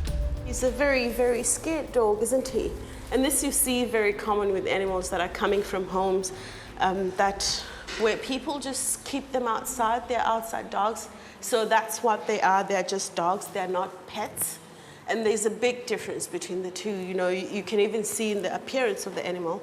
If you just look at the condition of this one, the hair crotch is very dull and the hair coming off as well. And if you just look at him, the condition, you can see the ribs. So he's also a very thin dog. This dog has several skin lesions, and if you can't look closer, there's an area of hair loss there, which we refer to as alopecia. Yeah, this dog also has ticks. You can see just around the area where the tick has been sucking blood, you can see it's red there. We're going to pull that off. So he's going to get a nice shampoo. We're going to shampoo him nicely and then dip him, and then he'll have weekly treatments with the ivermectin. So he has a good chance. Fortunately, all Bruno's problems have been caught early and are treatable. Cookie will make sure he gets all the care he needs.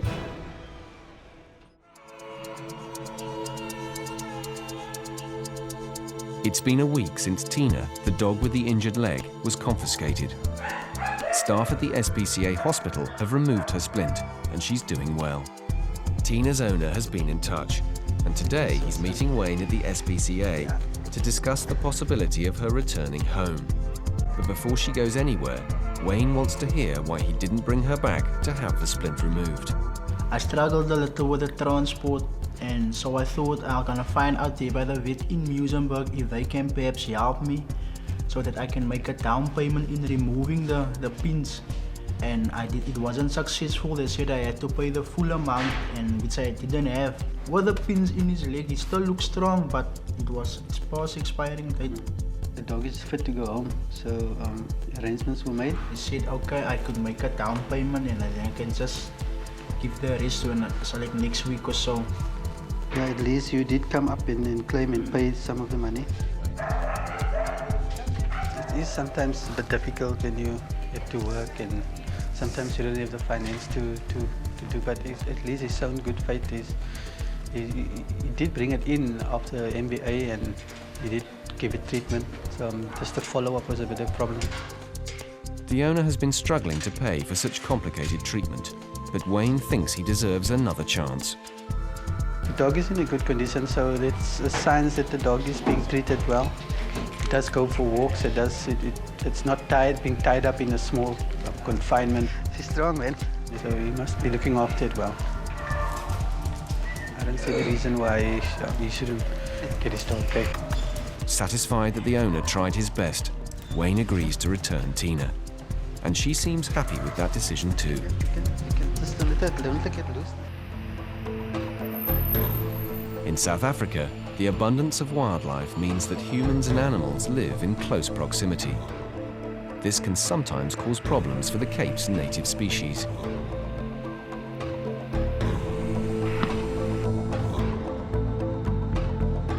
Across town, Senior Inspector Kira Joshua and Trainee Inspector Liesl Pienaar are responding to a call in the southern suburbs of Cape Town. A wild animal is in trouble, and he's too young to fend for himself. We got a call about a baby otter in somebody's garden. It's still quite young. It shouldn't be away from its mother. They normally should be with the mother for about a year or so before they actually can manage by themselves. So it's definitely a case where we need to remove the baby. Anything could have happened to the mother. Okay, that's really baby. Yes. Is that the normal color of its paws? Is something wrong there? Well, let's just get the box quickly. Kira and Liesl are anxious to keep him calm. He may be young, but with teeth designed for feeding on crabs and crayfish, they can't take any risks. Come in, son. Oh, it's okay. He's coming out that milk. Splash down. Does he even have teeth yet? Well, he just seems to be a bit stressed out in that. I'm not too sure, how developed his teeth are, but it's better to be safe than sorry. The Cape clawless otter is a shy creature, usually found in rivers and wetlands. Here we go. Nice and dry now. Hey. He seemed to be a bit stubborn or a bit scared, so we just managed to grab it now behind the head and just maneuver it into the box. You do find otters in the area. The thing is, because the house is on the border of a green belt and there's a river over here, at this stage we don't know where the mother is, and we need to take care of the baby. We can't just release it, so we're going to need to take it in. For now, he'll be taken to the SPCA to check he's healthy.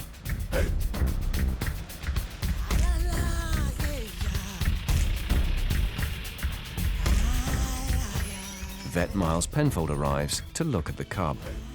So there's no sign of the mother or anything, and it is a pretty young one. It's supposed to be. It's still supposed to apparently be with the mom. Okay, you got a nice grip on him there. Okay, let's have a look at you.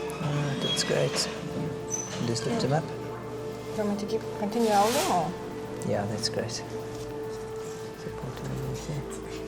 See, the incisors are still coming out in the front there, so still a real youngster. He's been sleeping nicely, so I'm wanting him to wake up and see how strong is he actually, and that'll let me know whether we're dealing with a really sick otter. Have you woken up now, my boy? Wild animals can quickly go into shock, so Miles must get straight to work to minimize the stress to the cub. Okay, I can't feel anything in the abdomen that's out of place. There's no lumps or bumps that shouldn't be there. Okay, he's looking quite nicely hydrated as well. There's no claws on the actual front feet at all. So that just shows us that this is what we call the Cape clawless otter, and that's the most common otter that we have in the area. No signs of diarrhea or anything else there. From what I can tell from him here, he's definitely quite weak from this. So I think he's either got separated from the mother or something has happened to the mother that she has not been able to feed him. And I can't find anything that would indicate a need for antibiotics or any of the other medicines. Really just needs to get food in it. Oh. Easy. Oh, luckily your teeth are small enough. Come on. Despite being very frightened, the otter is in good condition. Until his mother or a specialist sanctuary can be found, he'll be taken temporarily to a local animal rehabilitator.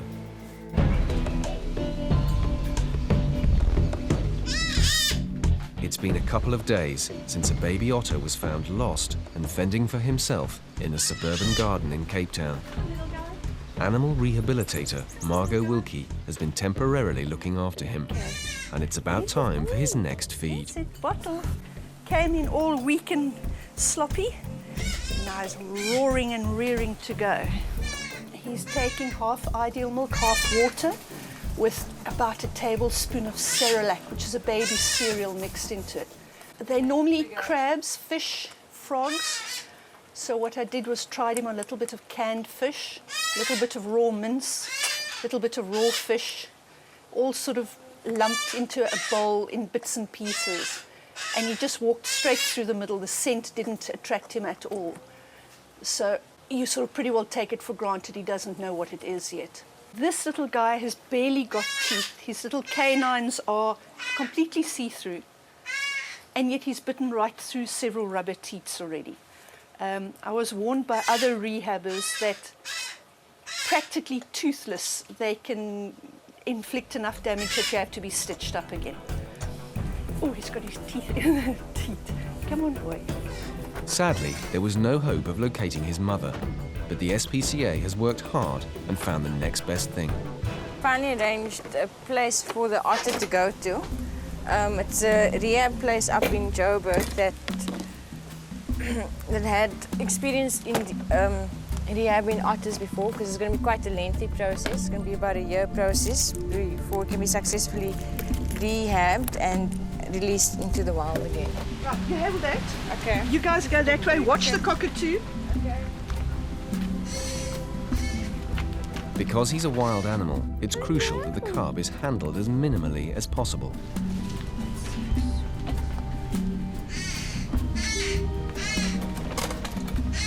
It's a private plane that's going through. They're actually just flying in from Joburg to Cape Town now. So we're off to the airport now.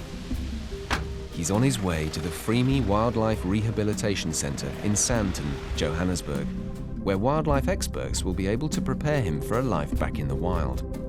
When he's ready, he'll be returned to the Cape for release. It's been a week since Bruno and his mum Lady were taken to the SPCA for treatment. Sadly, the medical evaluation found Lady's mange was very advanced, and taking into account her age, the vets felt the kindest thing was to put her to sleep. But it's good news for Bruno. He's responded well to treatment and can go home. Trainee Inspector Adiba Renze has the nice job of taking him. We're returning this puppy because the doctor has cleared it. He's got a little bit of mange, but anyways, the doctor's given a dip for him. The owner needs to dip him once a week, then he'll be okay for that bit of mange that he has.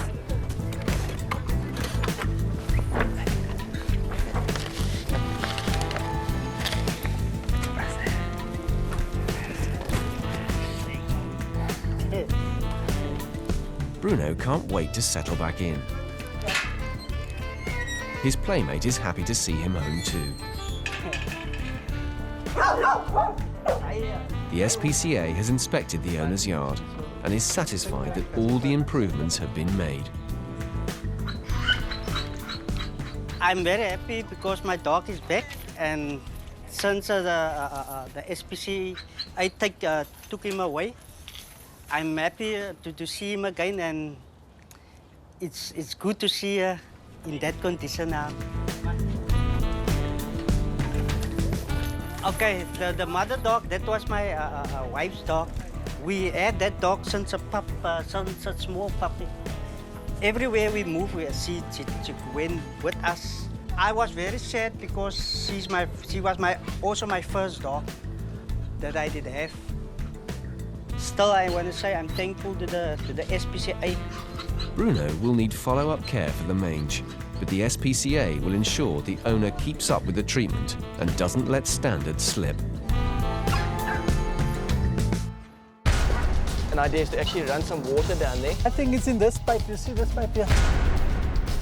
It was lying just outside here. It's been 2 weeks since the kitten was rescued in the nick of time from a drain pipe. When she was brought into the hospital, her chances seemed slim, but she fought for life and amazed everyone with her fighting spirit.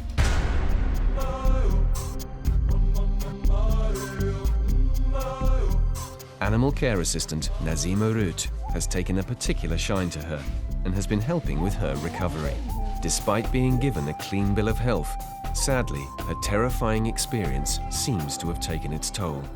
She's not very sociable now. She's had quite an experience, and you will see that she's not in the comfortable place where they usually go when they relax. She feels safe to be up there, and even if I take her down, she will climb up there again.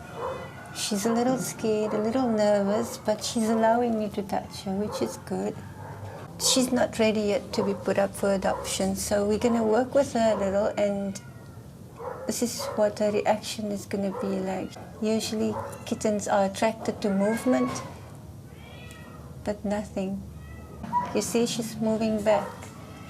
It wouldn't be fair on her to go into a home where people wouldn't understand what she's been through. She's first got to build up that trust again. It's going to be a long road to recovery, but Nazima is determined that patience will pay off. She's not going to be very happy when I take her down. Come, don't be scared. I'll go about socializing her by visiting her every day, and from there, with my gentle touch, my gentle voice, she will learn to trust me.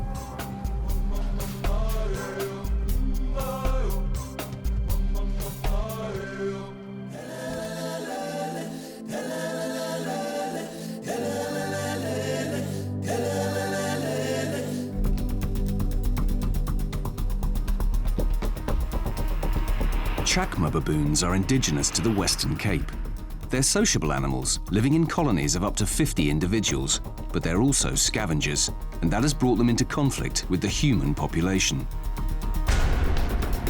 Normally, baboons aren't interested in people and don't approach them, but in the Cape Peninsula, they've learned that where humans are, so is food, and that means easy pickings. The baboons have started straying away from their natural habitat and have become a suburban menace, raiding rubbish bins and even entering houses.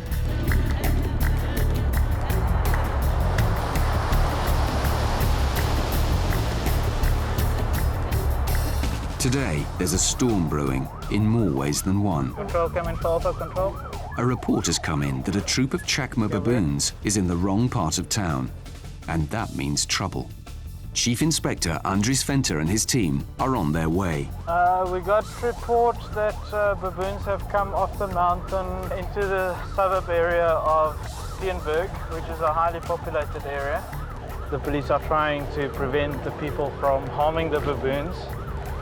There is another organization, the Baboon Management Team, who's trying to get the baboons back or into a safe environment, and they've called on us for assistance.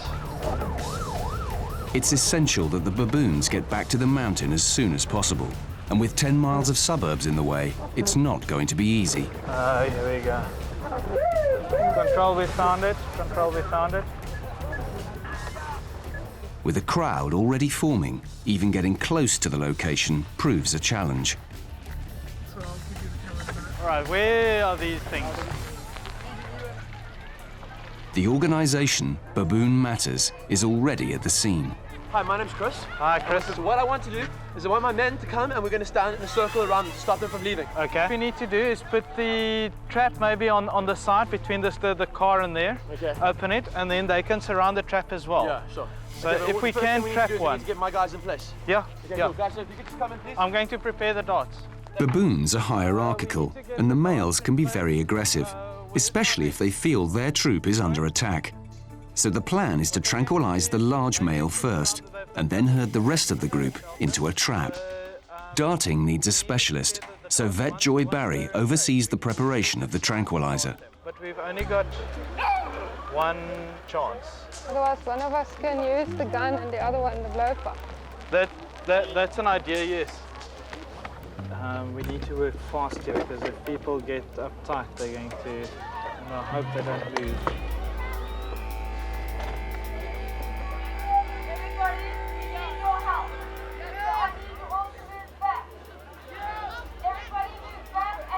The police try to keep the growing crowd calm. With all the commotion that's happened up until now, the baboons are obviously very scared. We are running against the clock at the moment, trying to organize this. This one's ready, hey? Okay. So you want to go for the male so long, and I'll load up another dart. Okay, where is the male? Right here. Okay. They've decided that tranquilizing the male is the key, and Senior Inspector James Murphy has been given the task of shadowing him. Sorry? He's on the roof. It won't be an easy shot. No, just wait. Can you see it from there, James? Do you think that's like... There's only one shot. Are you sure? Sure enough, the animal's too quick for Murphy. They load again, but now the baboon will be even more on his guard. Where's the male? Well, that roof sticking out? Yeah. He's gone this way again. Is he which way? Obviously not gonna make it easy for us. Once you miss the one, it kind of makes life difficult. So it can get quite a long saga. Oh, yeah. Oh, that's the female. The chase is on to corner the baboons into a safe area. Oh, no, it's behind us. That's if they can keep up with them.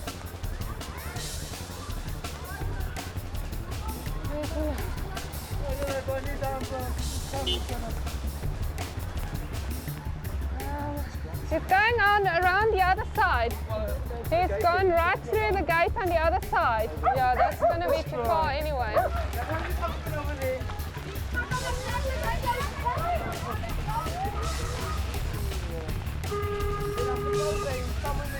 Well, they're much better at climbing over houses than we are. So, yeah, I think apparently they went through past the church on this side. So I'll have to go around and see on that side. It's going to be a long, difficult day, and the weather isn't helping. The baboons aren't any closer to getting home, and they're making it harder by splitting up. The baboons that are at large in a highly populated suburb of Cape Town are still on the run. It's late afternoon, and Chief Inspector Andries Venter and his team are anxious to get them back to the mountains where they belong, as quickly and as safely as possible, before someone gets hurt. Everyone was basically looking for the troop now. We found them again, so the whole scenario will repeat itself. Earlier attempts to dart the male leader of the troop failed, so the team are now going for a different approach. Well, they've created a feeding spot for the baboons now, which seems to be away from the community and the public. So hopefully, with the trap being set by James and the baboon team, we can passively trap them and relocate them back to their area. The baboons aren't making it easy though.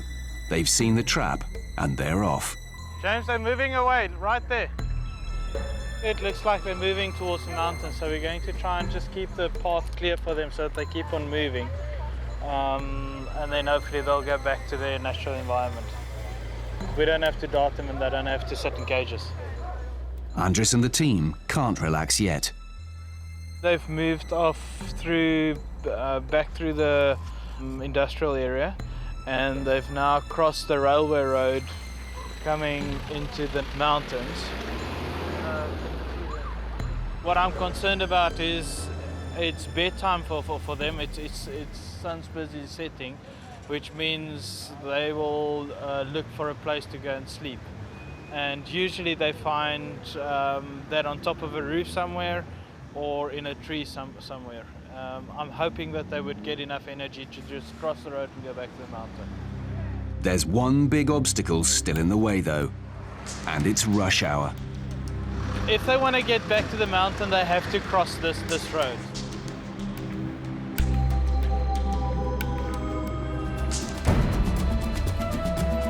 The volume of the traffic isn't helping, but the team work fast, trying to drive the baboons in the right direction.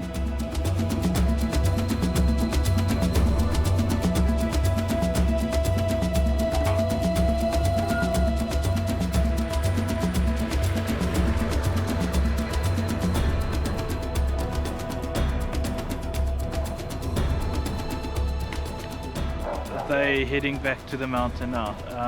It's getting dark, and they'll seek refuge in the mountains. Luckily, not in the suburb area. It's been a long day, But finally, the baboons are back where they belong. For now, at least.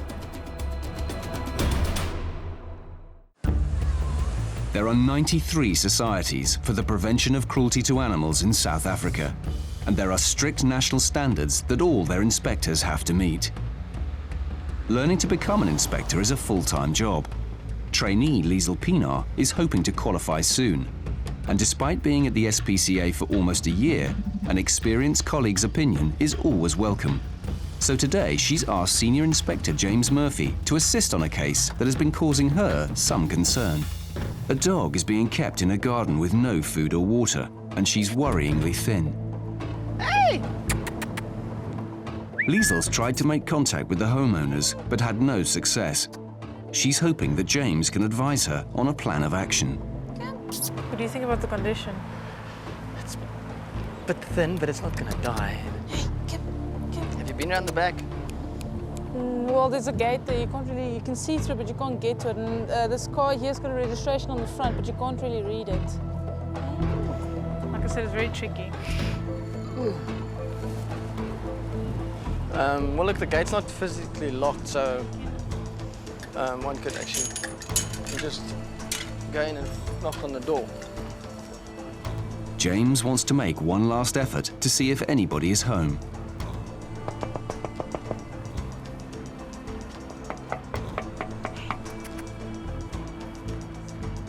So I was here on Thursday, left 24-hour warning to contact, no response. The dog wasn't in, such a bad condition at that stage, so another inspector just came to recheck again on that warning and that the next day. Still no response. So we're back here just to have a look again, because obviously the people aren't responding, and the dog has lost a lot of weight since we last saw it. I still can't see any food, shelter or water, and still no reaction. With no one at the back of the house, they try the front. Well, it doesn't really look like an abandoned case. I mean, last time we were here, all the windows were open. There was a tree there, so someone's obviously cut the tree down. The bin has been, taken out. Post has been removed. But the condition of the dog has deteriorated. So whether the dog's being fed or not, it's hard to say. Kind of makes you wonder whether they actually care about the dog, or whether there is anybody actually living here. And are we dealing with an abandoned dog? But there's definitely no shelter in the back there. There's a tub with water in it, but it's got a bit of dust over it, obviously from the wind that's blowing today. There's a bit of poo in the garden, and it looks fairly fresh, so chances are the dog has been fed. But whether that's enough food, or whether the dog has worms or whatever, that's causing it to lose condition, yeah, that is of concern. So I think our plan of action would be now to go to the magistrate, get a court order and remove the dog. James has seen enough. With the dog's weight dropping, he doesn't want to hold off any longer. Less than a month ago, an Australian black swan was found swimming, lost and alone, in a local marina. And he's off. Oh no, he's going down. Senior inspectors Kira Joshua and James Murphy suspected she'd escaped from a private collection, and after eluding them for 2 hours, Here we go. they managed to net her.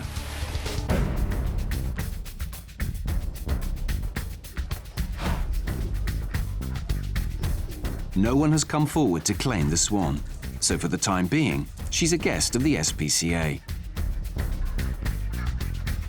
Today, adoptions clerk Celeste Abdrabu is making a final attempt to establish where she's come from. Especially if I get a front shot. Okay, there we go. What we're going to try to do is find the owner. Okay, basically we put an ad in the paper. This is the first time that I've had to advertise a swan. I've done cows, horses, dogs and cats before, but never a swan. So it's a unique case. Hopefully, someone will respond to the advert. If not, the SPCA will have to try to find her a new home.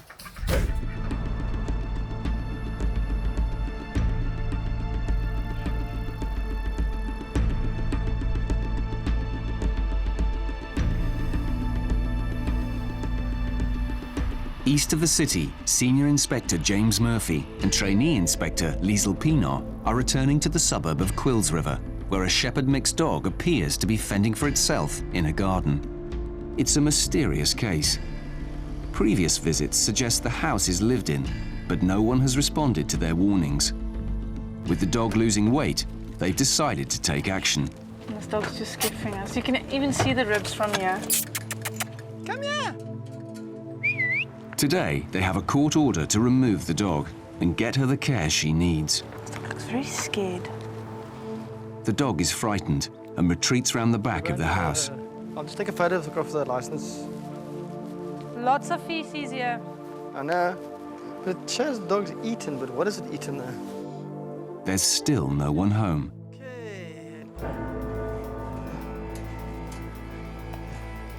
Well, the dog's a bit thin. It's probably a 3-4-year-old dog. It's sort of a youngish dog.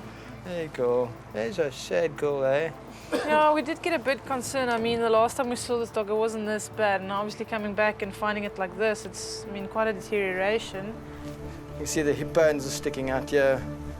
This dog is pretty thin. I'm sure it would, if it was given some food, it would wolf it down. Possibilities are that the dog isn't feeling well with it, and it has contracted tick bite fever, and that could be a problem. And I mean, left to its own devices, the owners didn't take it in, it would die. There's some worry because of the condition that's deteriorated since we last saw it, which was just a couple of days ago. And the fact that we still haven't seen any water, food or shelter and still have not received any responses from the owners or the caretakers. They leave a notice saying they've confiscated the dog, but for now, the priority is to get her back to the hospital.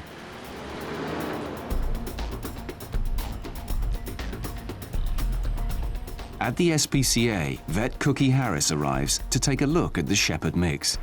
So he's quite thin. You can actually see his ribs.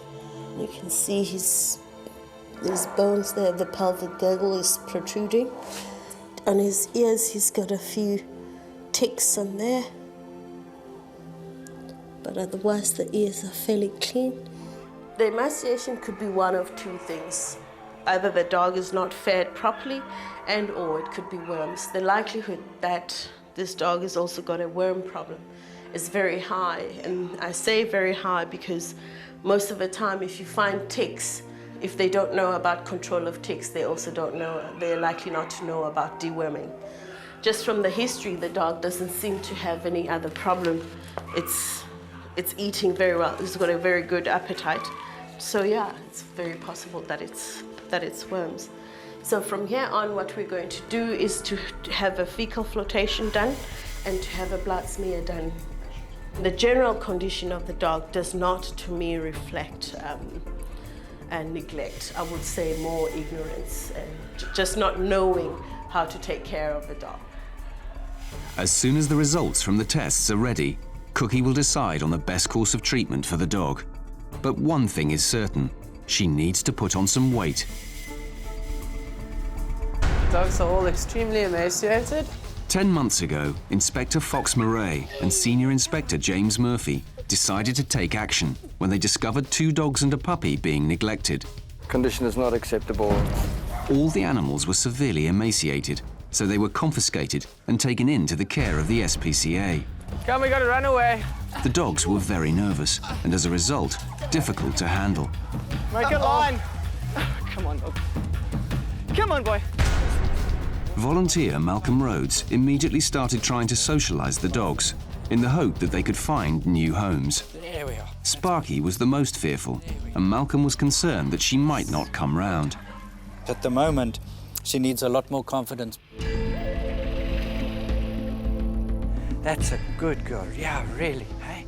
For many months, Malcolm has worked with Sparky in the hope that she will learn to trust people again. Yes. Come, that's a good girl. Hey, come, Sparky. That's a good girl. Yes. She's definitely far happier now. She's comfortable with people that she knows. She's very uncomfortable with strangers. For example, there are 2 people walking past now. She's very aware of them. Her tail is between her legs, and she's definitely not comfortable. Come, let's go for a walk now. Let's walk nicely. Come, good girl. Good girl. Hey, that's nice. Adoption Centre manager Margie Ainscow is very familiar with cases like this. With Sparky and other dogs like her, it's so important that people spend a lot of time with them. It's not just going to come right overnight. And it's a constant case of going in and taking the dog out and reassuring them. That's a nice way to walk. Yes, it is. Yes, it is. Come, here we go. Let's back. The case of wonderful volunteers who come here every single day and work with these dogs and take them out. And there's a limited amount of staff, and they don't really have the time to sit for hours with a dog with behavior problems. So a lot of it is left up to the volunteers to help us with. I don't know what we do without them, quite honestly. I think she could make a really nice dog to adopt. Despite Malcolm's optimism, no one has chosen Sparky yet, and the kennels are full. Soon it could be time for a difficult decision about her future.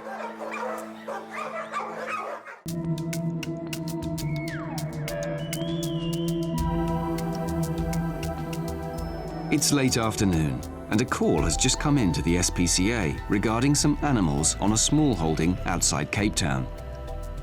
One of the horses is evidently very weak, so Chief Inspector Andries Venter and trainee Equine Inspector Clive Matthews take the trailer in case it needs emergency vet care. The caller claims the owner is away receiving medical treatment and that the animals at the location are running short of food. Fellow tenant Samantha Ike also keeps animals here. She immediately takes Andries to see the sick horse, called Smarty. This is one of her horses. You don't know why it's got diarrhea? I have no idea. He's just been living on the grass. Where has he been standing? He's been grazing in the fields here, around the side of the house. Okay, he hasn't been rolling or kicking or No, anything he's got like no that. colic, nothing. And the gums are fine, teeth are fine. Yeah. He is, I think he's turning 4 this year. This is a thoroughbred, so you can see for a thoroughbred that's turning 4, this is severely underweight. Turning 4? Turning 3, sorry. But I mean... Smarty is very thin and needs urgent medical attention. But before he can go anywhere, Andries wants to check the other animals. This Rottweiler is yours, you said? No, that's it, also his.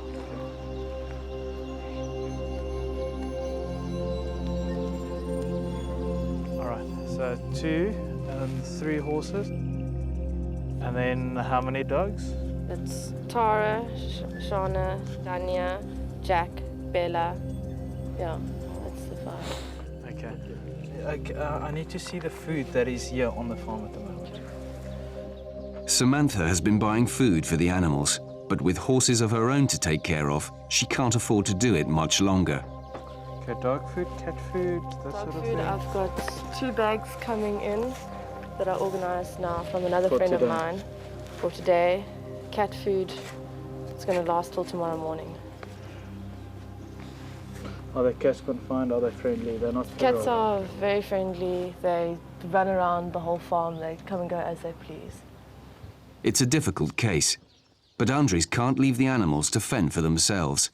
He calls a relative of the owner with a plan. We need to go about this before these animals start to starve or really suffer. For yourself to sign the animals over to the SPCA. Will you take that responsibility? Okay.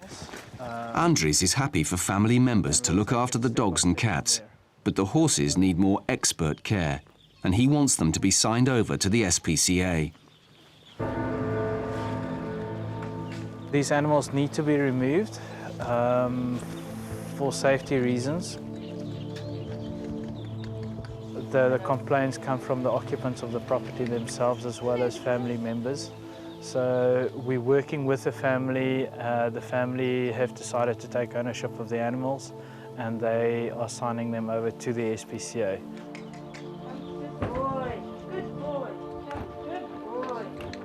In light of the whole procedure, there's going to be no legal action taken, and we're just going to remove the animals and take them in and try and find new homes for them.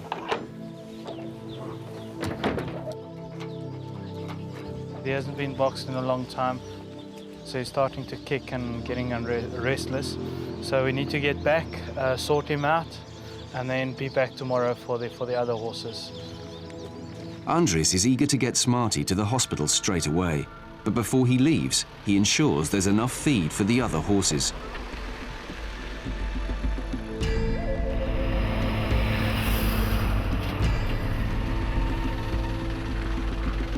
It's early evening by the time Andres arrives back at the SPCA with Smarty.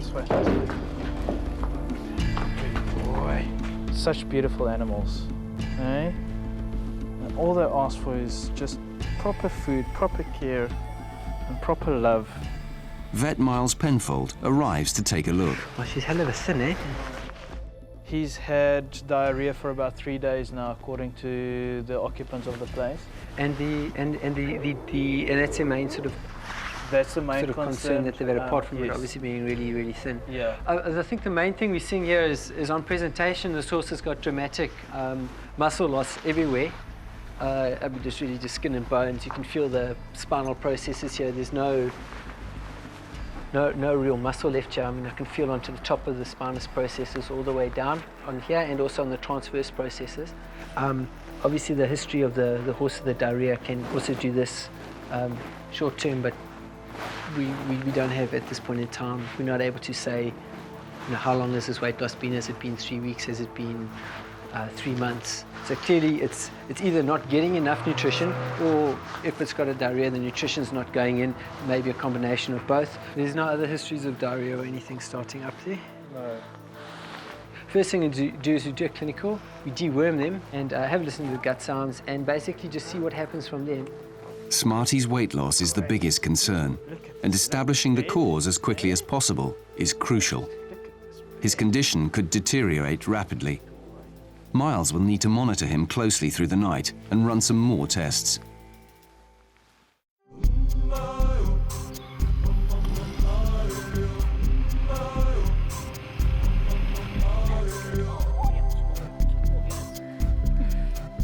It's early morning at the SPCA, and vet nurse Angela Knight and horse care assistant Isaac Magikweni have a plan to make Smarty feel more comfortable. This is the horse that came in last night with diarrhea. The diarrhea seems to have cleared up overnight. He's eating very well.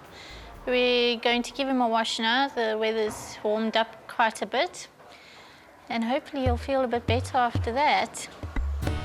We want to shampoo and clean his tail and his hindquarters. He's had a lot of diarrhea that's gone onto him, and we've got a problem with flies, so we don't want them laying eggs and bothering him too much. I'm just giving the tail a good soak at the moment because it's been caked on really well. Being a vet nurse can be a messy business. There is some progress here. Smarty seems very relaxed, though. Just as with humans, you want to make sure that you rinse all the shampoo out properly. And this normally also takes quite a while.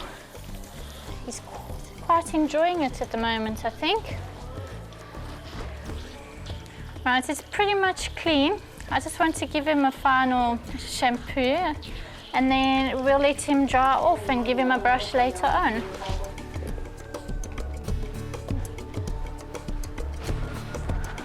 You're getting irritable now, boy. We're almost done. That's looking significantly better, feeling a lot better too. Now we just rinse. That's a good boy. Okay, and I think that's about that done. We've finished. He's been a good boy. The team at the SPCA will continue to give Smarty all the care he needs. It's a big day for the emaciated shepherd mix dog seized from a garden in Quills River. She's put on weight since being at the SPCA, and animal behaviourist Candice de Villiers is hoping she's ready to find a new home. But first, Candice needs to check her temperament. So we're going to start off by doing a 60-second standing, where just Taryn stands and we want to see the interaction of the dog with the human. It's very sweet. Very interested and inquisitive about her surroundings, sniffing the handler, wagging her tail at the handler as well. Lots of hair coming up. Definitely going to need some grooming. She seems to be enjoying that. Next, we're going to be doing a teeth check, just to see if she's going to be happy with someone being in her face, handling her face. Very happy. She seems to have no problem with that at all. Right. Next step is we're going to try and see what she does with certain toys. We're going to use a ball just to see if she knows what to do with them.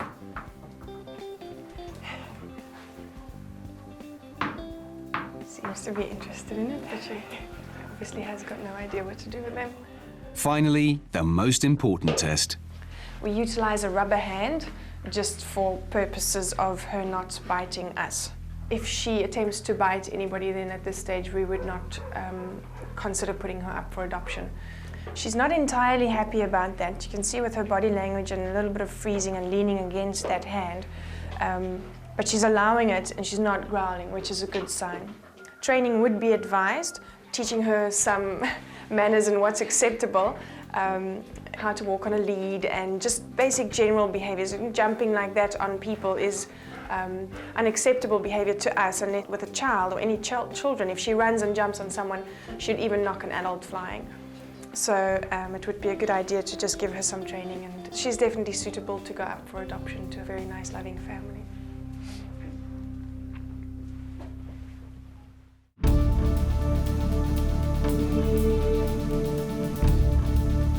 It's a busy start to the day for Inspector Nelson Sawati.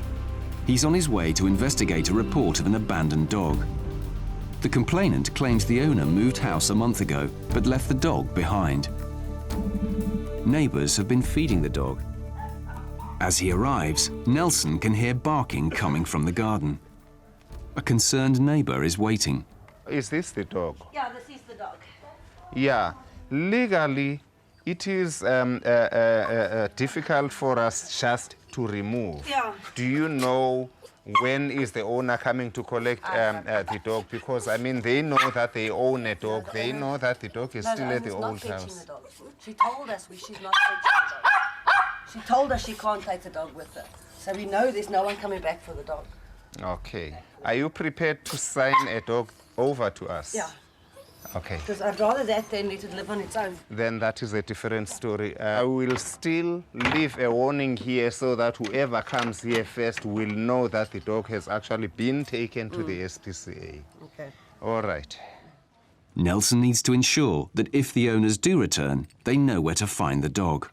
I'm going to leave a little dog loose, so you can just put her in here. It is a bit hot for the box. I'm going to have to ask you to sign my papers, but first let's just do the warning. Sometimes the pressure is put on because the dog makes a lot of noise because it is pining for the owners and so on. But we still have to come out in order to assess the physical condition of the animal. Then you as an inspector will know definitely whether you confiscate immediately or whether you can still leave a 24-hour warning for the owners to contact the SPCA. Okay, little one. Hey, my darling. The neighbour says the dog's name is Peanut.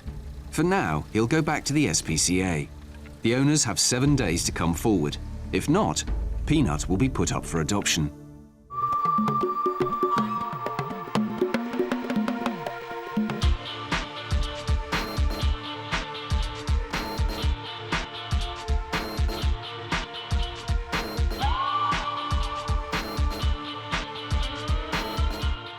Across town, Chief Inspector Andries Venter is back on the road with the horse trailer.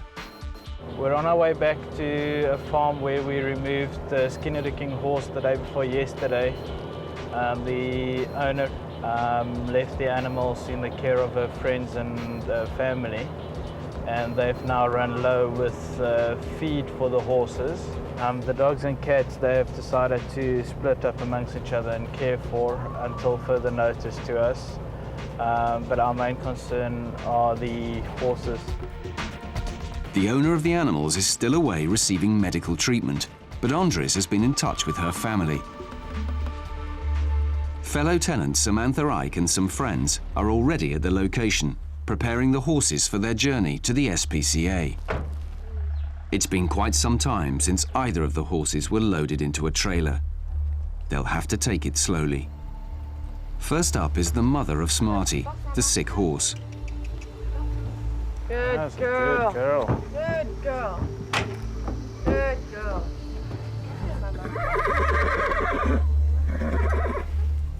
So far, so good.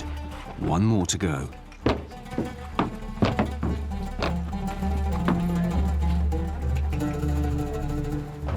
I'm very impressed. This went much better than...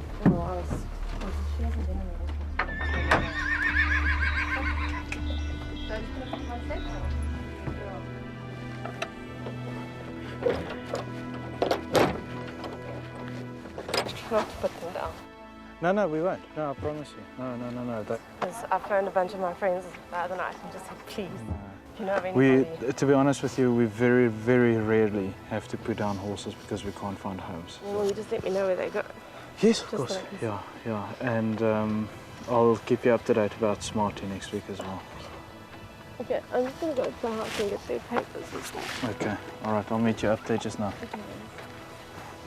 I was a bit concerned about them not loading very easily because they haven't been boxed for a while, but surprisingly, both of them walked in one shot, no hassles, so I'm very happy with the way it's gone so far. Although they aren't her horses, Samantha has become very attached to them. I definitely think they'll go to a much, much better place because at least they're going to get treatment that they need. I mean, they're seriously underweight. They need a lot of medical attention and they're going to find lovely homes. They just are really lovely horses.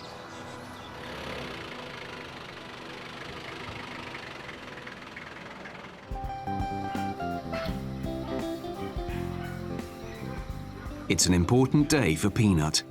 Sadly, no one came forward to claim him, and his owners couldn't be traced.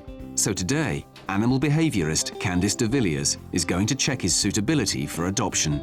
First thing we're going to do is we're going to start with just a 60-second standing, where Taryn's going to be standing, and just going to see his interaction with her and with what he's going to do around, if he's just quite happy to stand next to her or move around and get sniffing. He's a poser. We're going to move over to doing stroking. Taryn's going to give him a couple of strokes and we're going to see how if he enjoys it, if he doesn't like it, and take it from there. He definitely likes people. Clearly we can see he absolutely loves that. Okay, next is going to be our toys. We're going to go over to seeing if he'll play with the ball.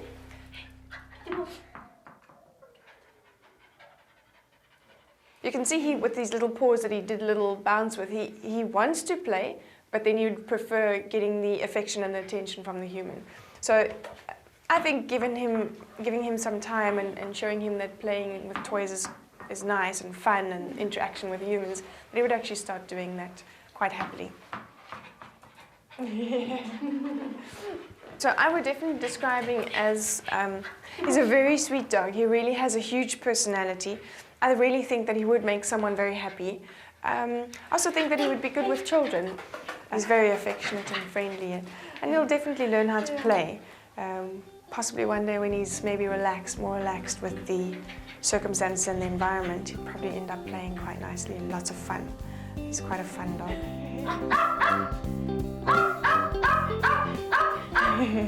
He's definitely Mr. Personality. I think elderly lady is not going to keep up with him. Peanut has passed with flying colours and definitely loves all the attention.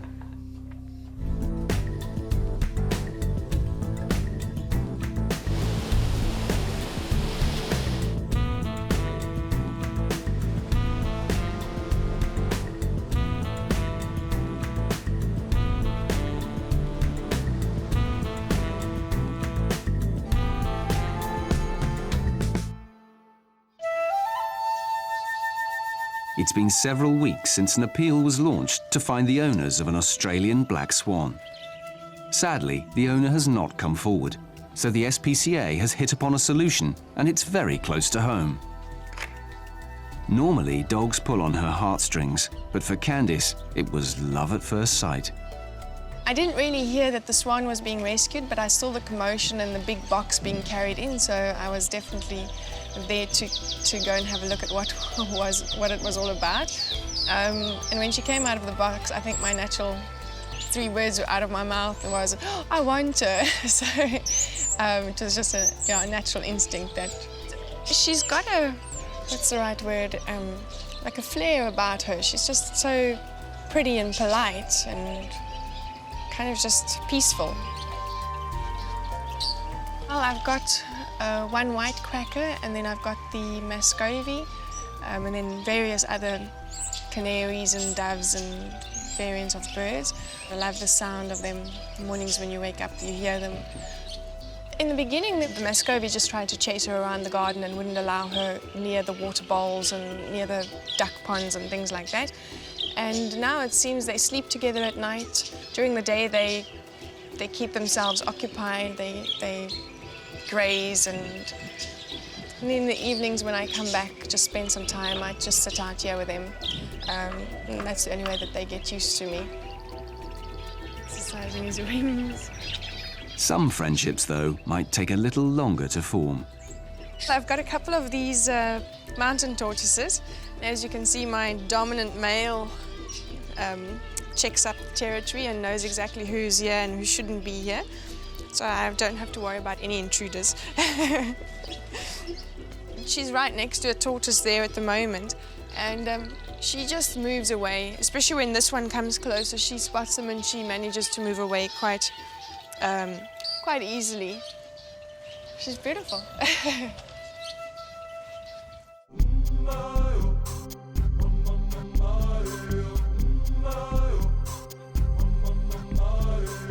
It's been over a month since the Shepherd mixed dog arrived at the SPCA.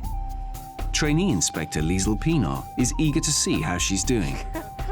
Liesl has been in contact with the owners of the house where she was found, and they claim she's a stray that wandered into their property. They don't want to keep her, so have signed her over to the SPCA. She's obviously picked up some weight, as you can see. Looking good, friendly, healthy. She's gone for her x-rays last week to check that her hips are all fine. And yeah, she's now up for adoption, as you can see, very energetic. Well, when we first took her, I mean, she was really thin and not very, active, very weak. And looking at her now, it's quite an improvement. I mean, seeing a dog coming from, where it came from and looking at what the dog is now today, it makes us feel that we're doing some difference out there. There's definitely job satisfaction to know that you're helping an animal from a bad situation into a better situation, possibly a very good home. She will make a very energetic pet, obviously have to be walked a lot and get a lot of attention and very playful. So yeah, she just needs maybe some kids and that around.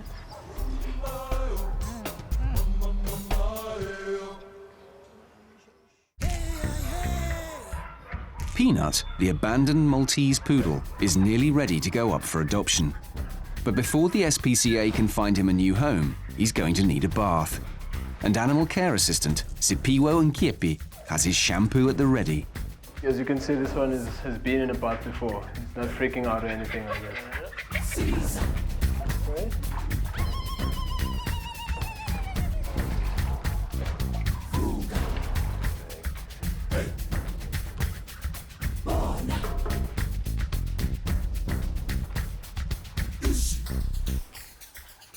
It looks like he's really enjoying it. You just saw a big yawn sign. He's really enjoying that. See, he wants me to start rubbing him again, so he's really enjoying it. If they've had bad experiences, then it's heaven here for them. Yeah, because they get fed regularly, they get a lot of love, they get a lot of volunteers working with them, which is something they might not be used to wherever they come from. Really loves people. If I run into 100 people while I'm walking, he will greet every single one of them. Right over. Let's try you.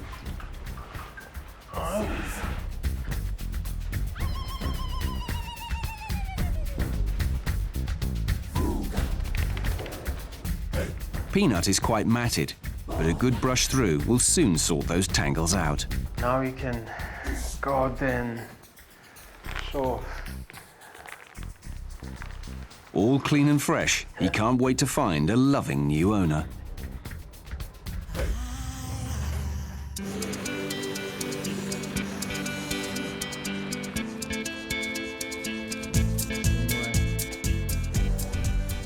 At the SPCA stables, there's some good news. The horses taken from the small holding have settled in, and Andres is particularly keen to see how the horse in the poorest health is doing. This is Smarty that came in last week after he was reported to have bad diarrhea. The owner allegedly had to leave them behind after being admitted into hospital. The owners then decided to sign them over, surrender them to us, and he's adapting very well to the SPCA lifestyle.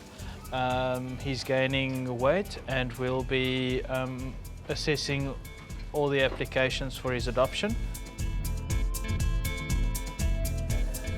The other two horses have also been surrendered subsequently, and they're also being medically assessed just to make sure that they can go to homes as pets.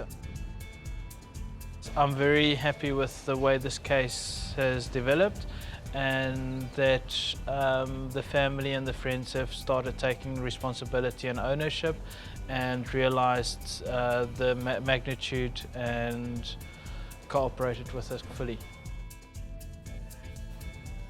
Smarty is looking very happy. He's looking forward to finding his own feet again.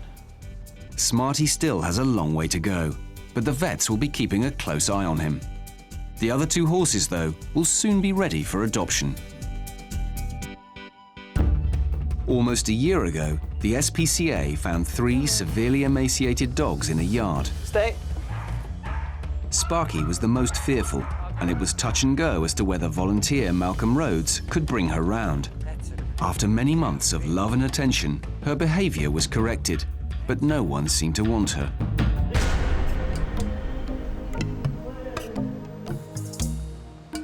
But finally, patience has paid off, and just outside the city, Sparky is settling into her new home.